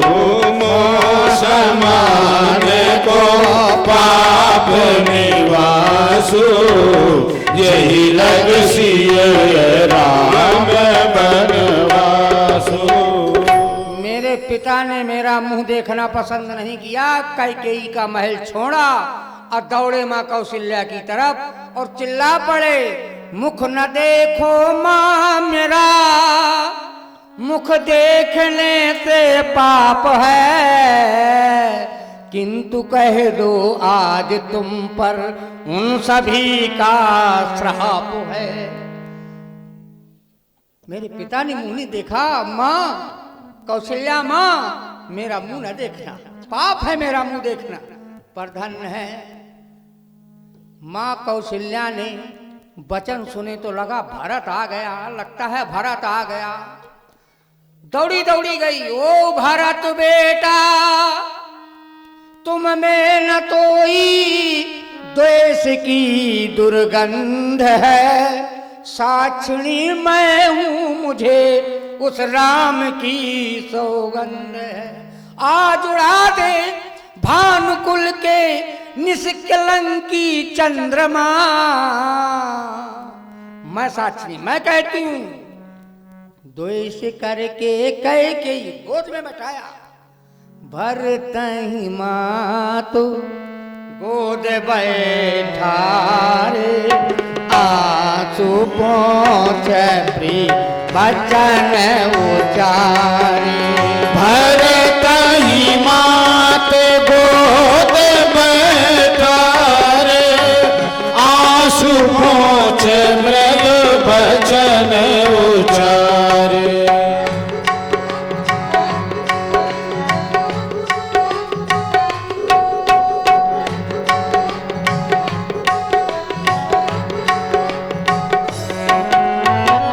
भरतहि मात गोद बैठा रे, आंसू पोंछे मृदु बचन उचारे। भरतहि मात गोद बैठा रे, आंसू पोंछे मृदु बचन उचारे। माँ कौशल्या ने भरत को गोद में बैठाया है, आंसू पोंछा है, गोद में बैठा के कहती हैं, द्वेष करके कैकेयी क्या हानि मेरा कर गई, देख ले कोई मेरी गोदी सी गोदी भर गई। मिल गया मेरा मुझे तू राम, सचमुच राम है, वो तू ही है, तू वही है, भिन्न केवल नाम है। भरत ही राम एक अनुहारी, सहसा लख न सके नर नारी। एक वो माँ है जो अपने बेटे को राजा बनाने के लिए दूसरे के बेटे को बनवासी बना देती है, उसका नाम कैकेयी। और एक वो माँ है जो अपने बेटों को दूसरे के बेटों की सेवा के लिए लगा देती हैं, वो है सुमित्रा।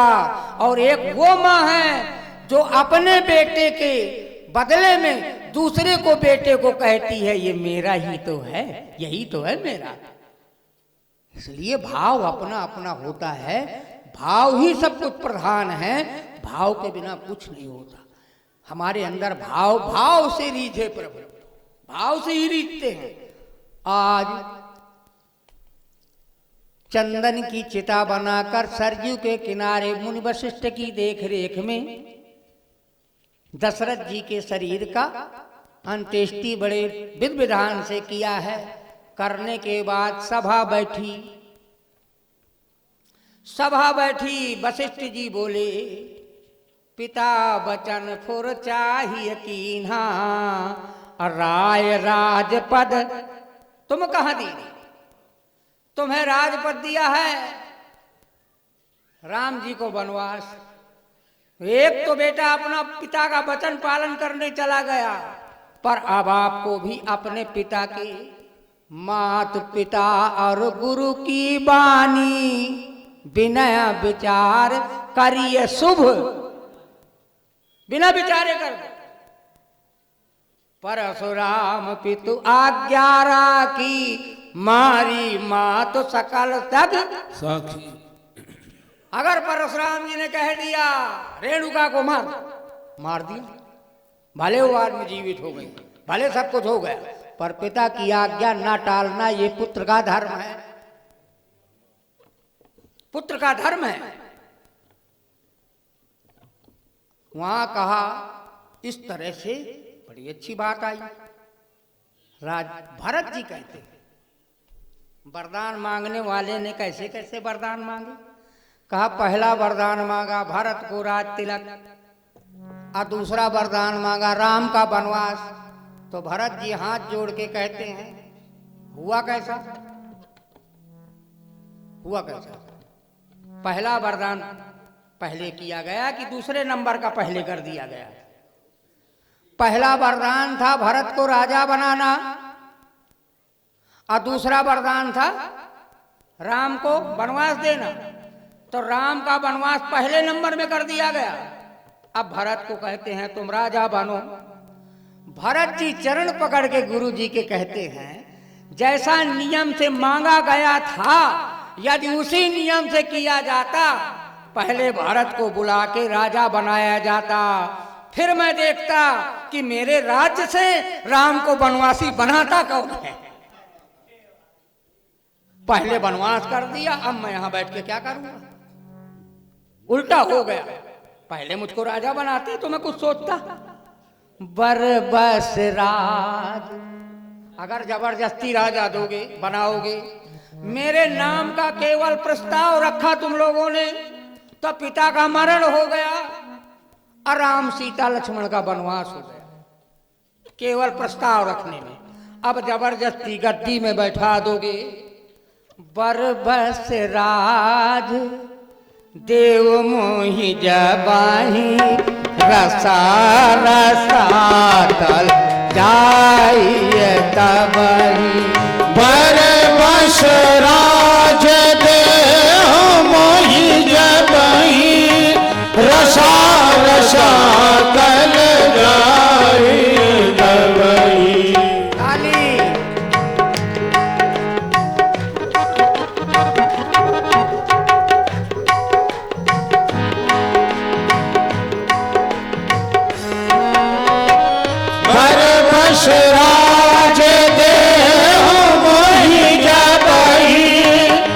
रसा रसातल जाए जब ही बर बस राज देहो मोहि जब ही रसा रसातल जाइए तब ही। हमारे पूज्य स्वामी सत्य प्रकाश जी भरुआ आश्रम के अध्यक्ष हैं और अखंड परम धाम जो ट्रस्ट है उसके सचिव हैं। आज वो पधारे हुए हैं तो उनसे निवेदन करेंगे कि हमारे भक्तों को दो चार शब्द कुछ कह के, दो चार शब्द का मतलब कम से कम 20 मिनट बोलें और आप लोग ध्यान के द्वारा बढ़िया सावधानी से उनकी बातें सुने समझें। तत्पश्चात कथा को हम आगे प्रारंभ करेंगे।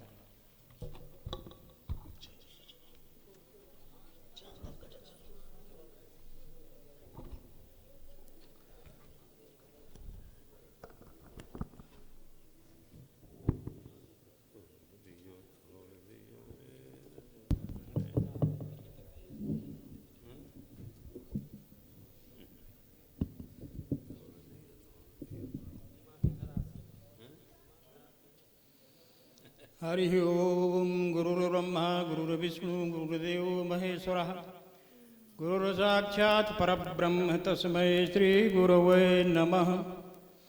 वसुदेवसुतं देवं कंसचाणूरमर्दनं देवकी परमानन्दं कृष्णं वन्दे जगद्गुरुं। बोलो सच्चिदानंद भगवान की। सभी लोग बोलेंगे, प्रेम से बोलें, भाव से बोलें। दूसरी बात आपसे एक ही निवेदन करना चाहते हैं कि सब लोग श्रद्धा से सुनो, भाव से सुनो, प्रेम से सुनो। सत्य सनातन धर्म की, सियापति रामचंद्र की, उमापति महादेव की, पवन सुत हनुमान की, परम सद्य परम पूज्यनंत श्री विभूषित आचार्य प्रवर महामंडलेश्वर युग पुरुष पूज्य श्री सद्गुरुदेव जी भगवान प्रभु श्री राम की तपस्वी चित्रकूट धाम से पधारे हुए परम श्रद्धेय परम पूज्य चित्रकूट पीठाधीश्वर महामंडलेश्वर आदरणीय श्री स्वामी जगत प्रकाश त्यागी जी महाराज, आदरणीय पूज्य स्वामी नागानंद जी महाराज, आदरणीय पूज्य श्री स्वामी देवानंद जी महाराज और आदरणीय सभी संगीतज्ञ बंधुओं, उपस्थित सत्संग प्रेमी भगवत कथा अनुरागी सज्जनों, स्नेहवती भगवती स्वरूपा माताओं, बहनों, प्रिय बच्चों। विगत कई वर्षों से आप सब लोग पूज्य त्यागी जी महाराज के मधुर वाणी से श्री राम कथा का रसनपान कर रहे हैं। बीच बीच में मैंने जो सुना है, स्वामी अकामानंद जी के द्वारा श्रीमद् भागवत कथा के भी आयोजन यहाँ पे हुआ है। बहुत अच्छी बात है।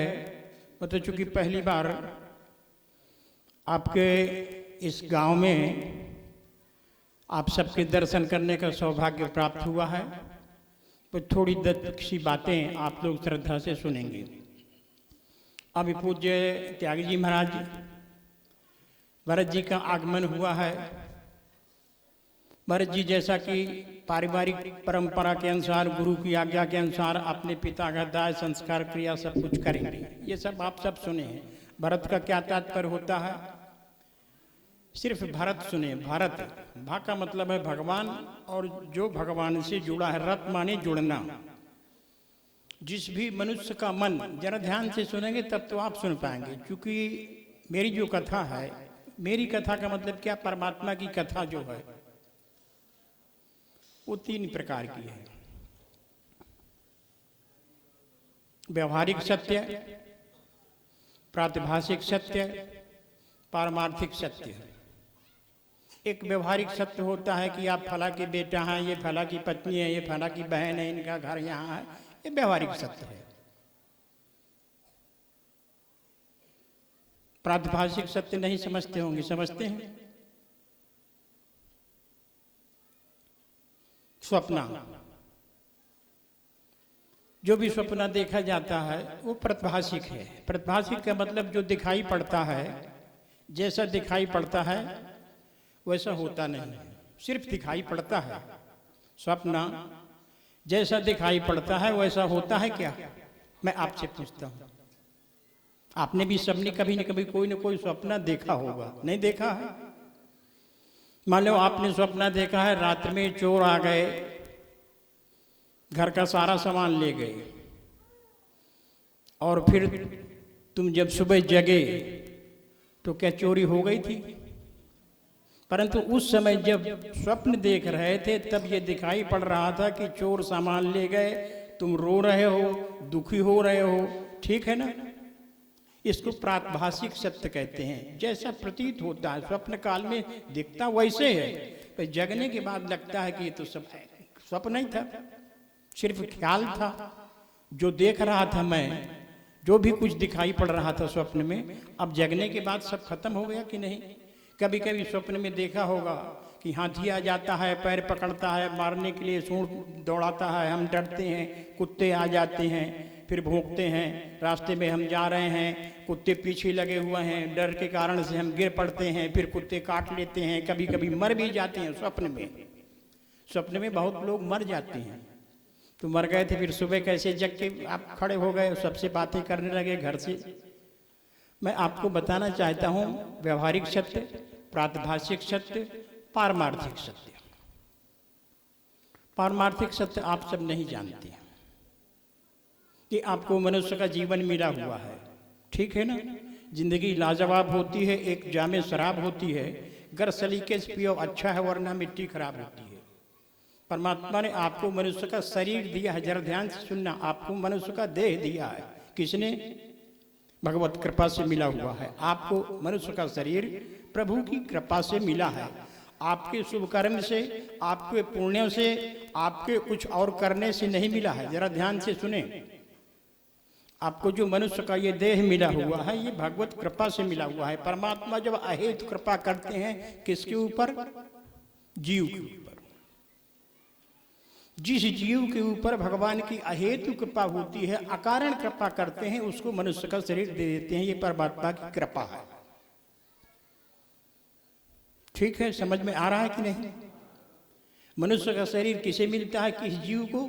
जिसकी परमात्मा अहेतु कृपा करते हैं, अकारण कृपा करते हैं। इसका मतलब है तुम्हें शरीर मिला है। ध्यान से सुनना, तुम जीव थे इस शरीर के पहले। जीव का मतलब है जिसका न कभी जन्म होता है न मौत होती है, परंतु अज्ञान के कारण से जीव अपने को जन्मना और मरने वाला समझता है। तुम्हारा कभी जन्म ही नहीं हुआ था, देह का जन्म हुआ है, शरीर का जन्म हुआ है।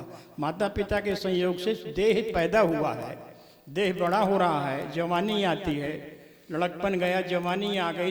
अच्छा, मैं आपसे पूछता हूँ, क्या तुम्हारे बस में है शरीर की प्रक्रिया जो चल रही है?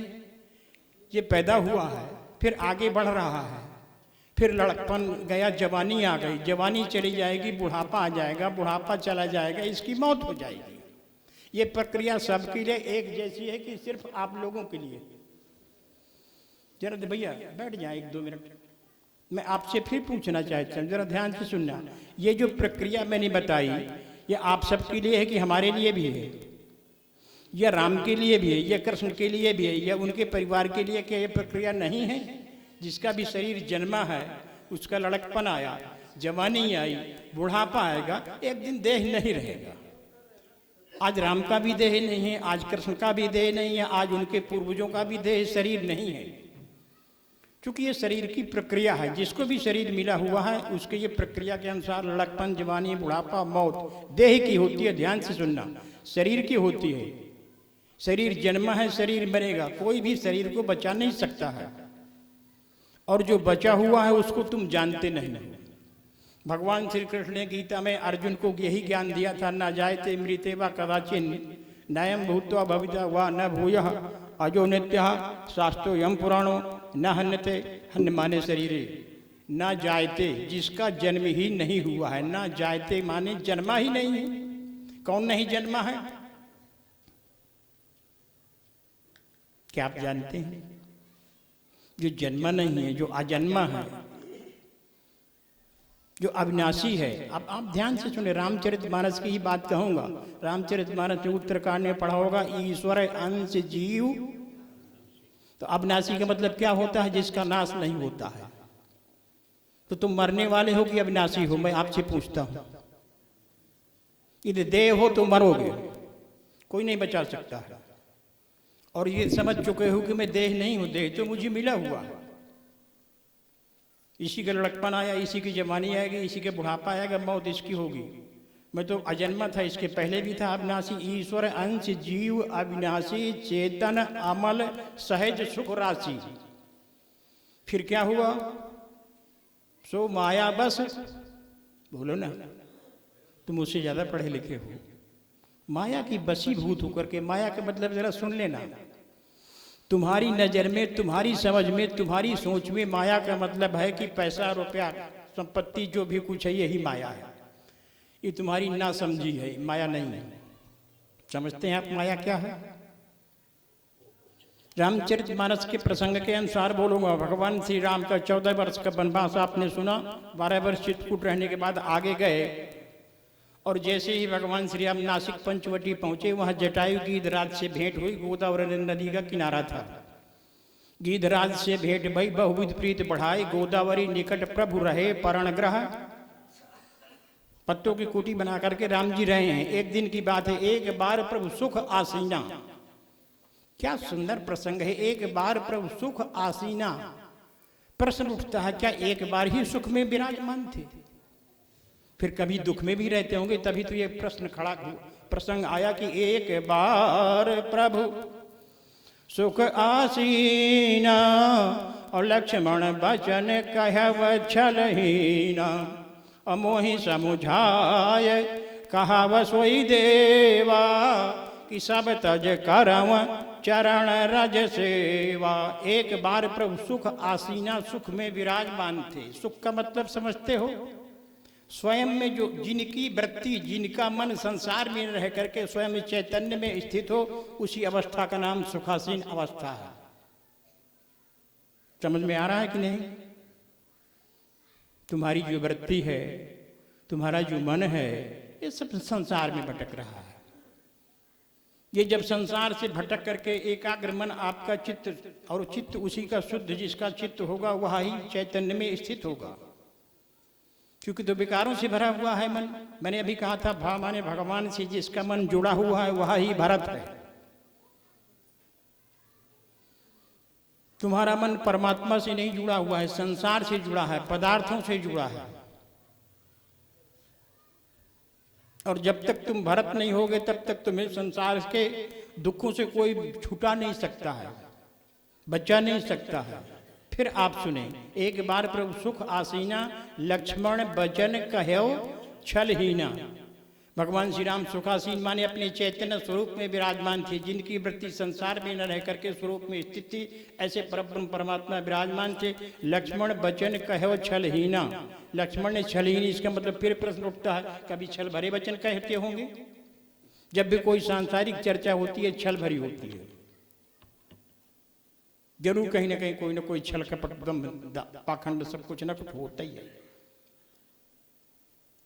लक्ष्मण बचन कहो छलहीना, क्या कहा? मोहि समझाए कहाऊ स्वई देवा, सब तज करो चरण रज सेवा।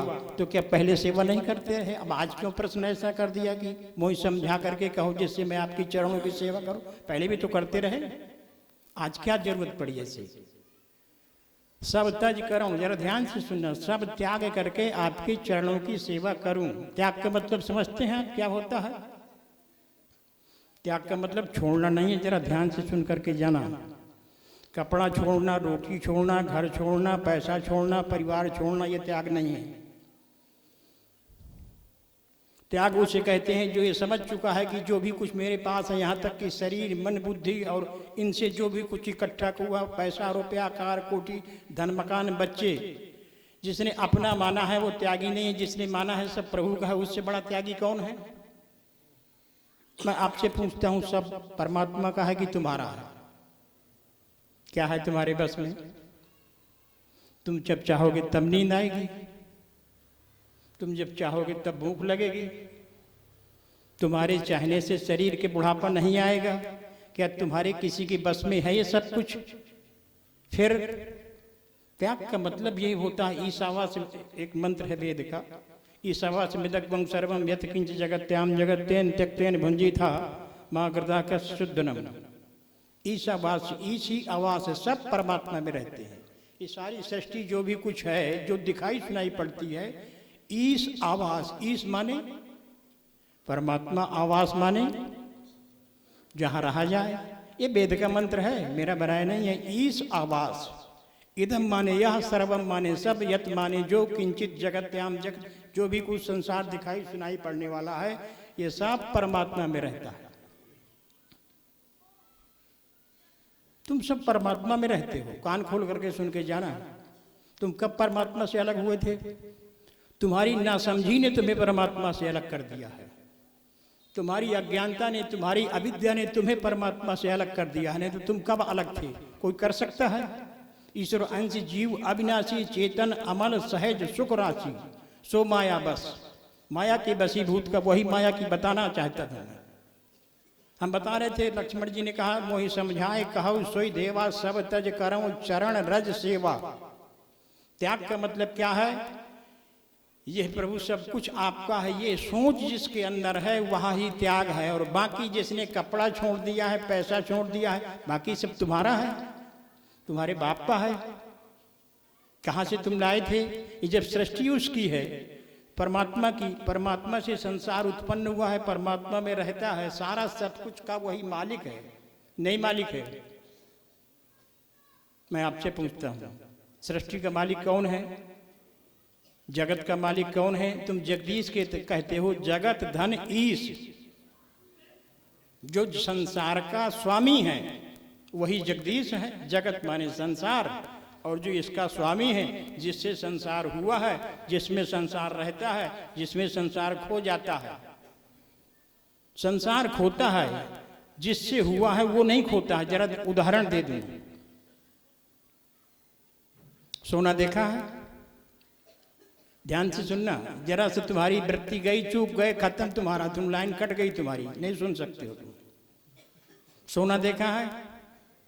बोलो ना, देखा है? अच्छा, गहना सोने से बना है, ठीक ध्यान से सुनना जरा। गहना सोने से बना है, कहाँ रहता है गहना? फिर कहाँ रहता है? सोने से बना है, सोने में रहता है। जरा ध्यान से सुन लो, गहना सोने से बना है, सोने में रहता है, परंतु सोने को नहीं जानता है, इसलिए वो गहना है, इसलिए टूटता फूटता है, इसलिए उसके मरने का, जन्मने का भय है। ये जीव की कथा सुना रहा हूं, उदाहरण है गहने का, सोने का। क्या कोई गहने को सोने से अलग कर सकता है? सुनार कर देगा अलग? जिस तरह से गहना सोने से अलग नहीं है, सोने से ही बना है, सोने में ही रहता है, सोने में ही खो जाता है, तो सोने को नहीं जानता है। ये तुम्हारी कथा है जीव की। तुम सब परमात्मा से हुए हो, सब परमात्मा में रहते हो, सब परमात्मा में रोज खो जाते हो। सोने का मतलब क्या हो जाता है? जब सो गए, इसका मतलब क्या है?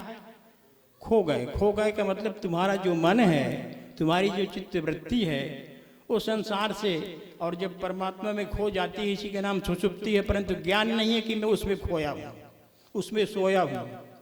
समझ में आ रहा है कि नहीं?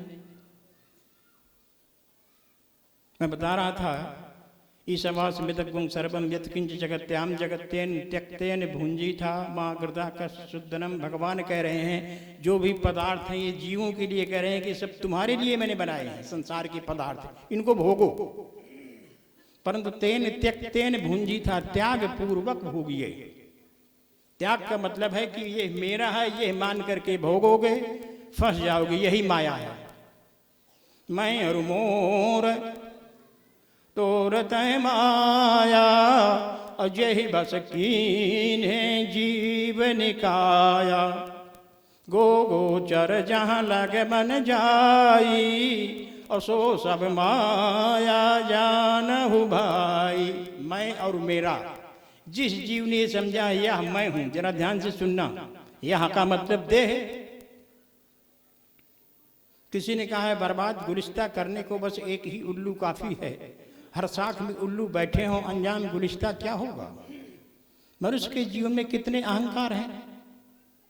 मैं रूपवान हूँ, कुलवान हूँ, बुद्धिमान हूँ, पहलवान हूँ, नीतिमान हूँ, धनवान हूँ, पदवाला हूँ, फलाना हूँ, ये सब अहंकार है। तो ये तो हो गया मैं, और इससे जुड़ा जो भी कुछ है वह है मेरा।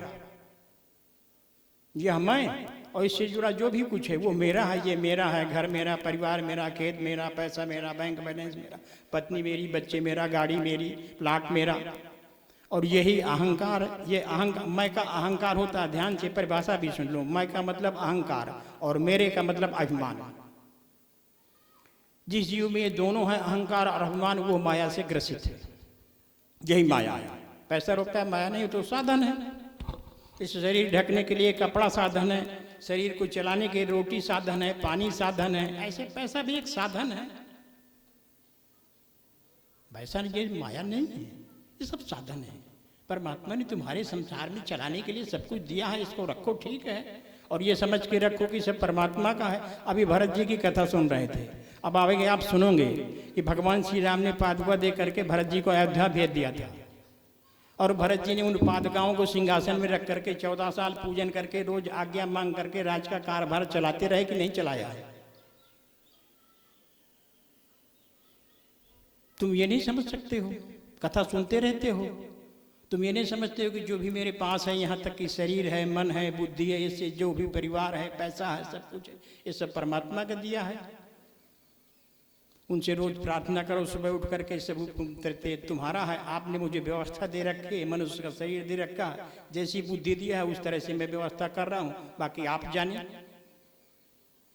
तो कर्म करते हुए कर्म के बंधन से छूट जाओगे। और तुम खुद कर्ता बने बैठे हो, मैं करने वाला हूँ, मैं ये कर रहा हूँ, मैंने वो किया है, मैंने वो किया है, तो तुम जानबूझ करके फंसे हो। किसी ने फांसा थोड़ा है। इसलिए ईश्वर अंश जीव अविनाशी चेतन अमल सहज सुख राशि सो माया बस बंधेव गोसाई भयो गोसाई बंधेव कीर मरकट की नाई। आप सबसे निवेदन है कि तुम शरीर नहीं हो, तुम मन नहीं हो, तुम बुद्धि नहीं हो, तुम प्राण नहीं हो, इन सब के जो जानने वाला है। अच्छा मैं आपसे पूछता हूँ, देह ये शरीर है, चलो मान लो ये शरीर है, ये हाथ है कि नहीं है? कौन जानता है कि हाथ जानते हैं कि मैं हाथ हूँ? ये पैर है, ये कौन जानता है कि ये पैर है? आप जानते हो कि पैर जानते हैं। इस शरीर में ये हाथ हैं, ये पैर हैं, इस समय 5 बज रहा है, कथा पंडाल में बैठे हैं, ये सब कौन जानता है इस शरीर में? शरीर जानता है कि तुम जानते हो ना? ठंडी लगेगी तो शरीर को पता चलेगा कि तुम्हें, बोलो ना, बस। तो तुम शरीर तो नहीं हो ना। शरीर में जो भी कुछ हो रहा है उसके जानने वाले तुम हो, स्वप्न के जानने वाले तुम हो, सुषुप्ति के जानने वाले तुम हो, जागृत अवस्था में जो हो रहा है इसके जानने वाले तुम हो। इसलिए तुम क्या हो?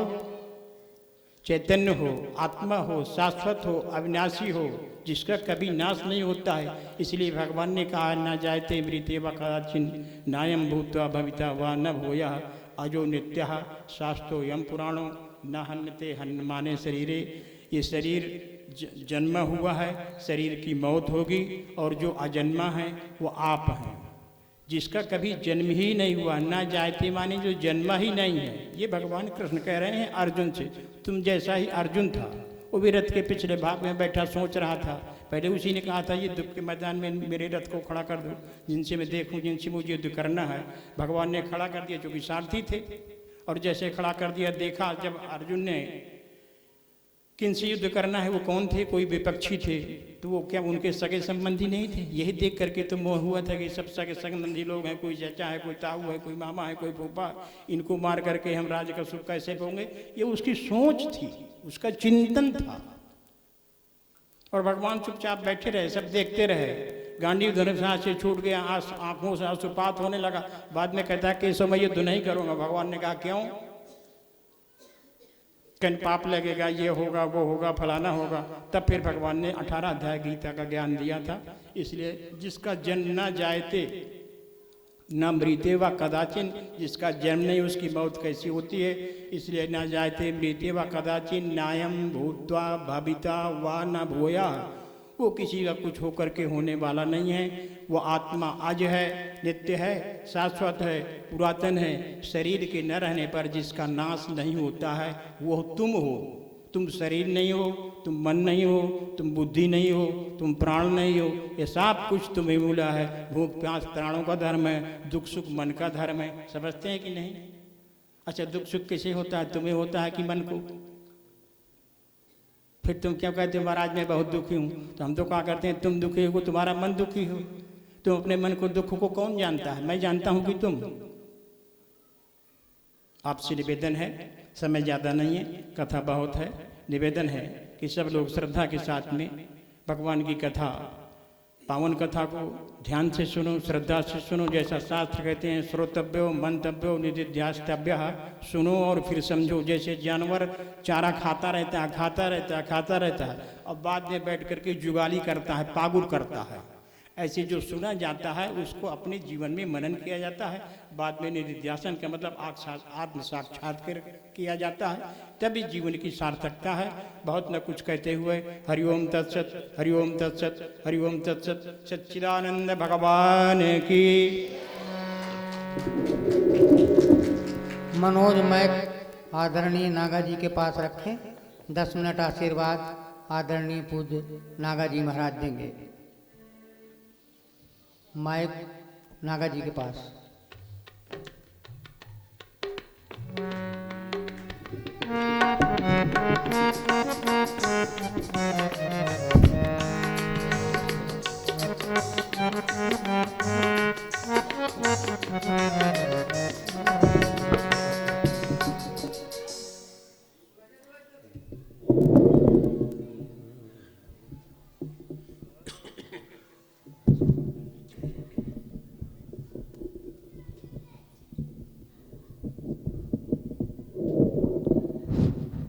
हरिओम।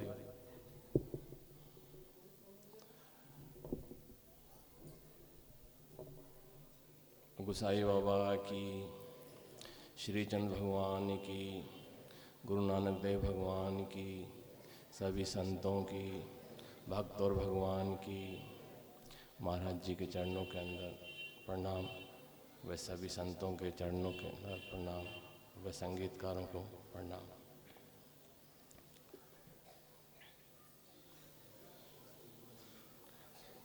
ये कथा स्वामी जी सुना रहे हैं। पहले तो ये बताओ कि पूरे दिन कथा सुनने कौन कौन आया? हाथ खड़े करो। स्वामी जी की कथा शुरू हुई थी, भजन के बाद जब कथा शुरू हुई थी तो किस शब्द से कथा शुरू हुई थी याद है? तो जब हम समझें कि आप कथा सुनने रोज आए हो, है कोई बताने वाला? तो फिर कथा कहाँ सुनी आपने? पहला शब्द स्वामी जी का कथा में क्या था, कोई बता सकता है? बता सकता है? वाह क्या? स्वामी जी ने जब कथा शुरू करी थी तो पहला शब्द उनका ये था कि जब पुराना अखबार आप पढ़ते हो और चाय पीते हो, वहां से इनकी कथा शुरू हुई थी। तो इसका मतलब कथा आपने नहीं सुनी? ये कथा, प्रवचन, संतों की वाणी, भगवान की भक्ति, भगवान के पास आप क्यों नहीं पहुंच सकते? इसका एक कारण है। एक राजा थे, ब्रह्म मुहूर्त में दान करते थे। जब वो दान करते थे तो सुबह एक फकीर आ गया, और जब वो फकीर आया तो उन्होंने नारायण हरि किया। राजा ने कहा भगवान आ गए हैं, ब्रह्म मुहूर्त का समय है। कहा महाराज मांगो, क्या मांगते हो? कहा राजा दोगे? कहा देंगे? कहा सोच लो राजा। कहा सोच लिया, हम राजा हैं। कहा इस खप्पर को भर दोगे? कहा हाँ हाँ हम भर देंगे। कहा सोच लो राजा। कहा हाँ सोच लिया। मंत्रियों को कहा कि महाराज जी का खप्पर भर दो। महाराज जी के पास एक खप्पर था। हम ये आपके ऊपर बता रहे हैं कि देखो, कोई नहीं बता पाया कि स्वामी जी की कथा कहां से शुरू हुई थी, क्यों नहीं पहुंच पाए वहां तक, उसी का दृष्टांत है ही। जब राजा ने मंत्रियों को कहा कि जाओ महाराज जी का खप्पर भर दो, इस फकीर का खप्पर भर दो, मंत्री गए और महल से सोना चांदी लाकर खप्पर के अंदर डाल दिया। खप्पर खाली की खाली। फिर लाए, फिर डाला, खप्पर खाली की खाली। ब्रह्म मुहूर्त का समय था, सूर्य उदय हो गए। चारों तरफ एक हल्ला मच गया कि एक तरफ राजा और एक तरफ फकीर, और जब राजा दान दे रहे हैं तो फकीर का खप्पर भर नहीं पा रहा है। दोपहर हो गई, शाम हो गई, गांव के बच्चे भी दौड़ पड़े, बड़े भी दौड़ पड़े, बूढ़े भी दौड़ पड़े, और एक तमाशा बन गया कि राजा एक फकीर का खप्पर भर नहीं पा रहा है। रात हो गई और फिर ब्रह्म मुहूर्त हो गया, राजा के खजाने खाली हो गए, खप्पर नहीं भरा। राजा के पसीना आ गया, फकीर के चरणों में गिर गया,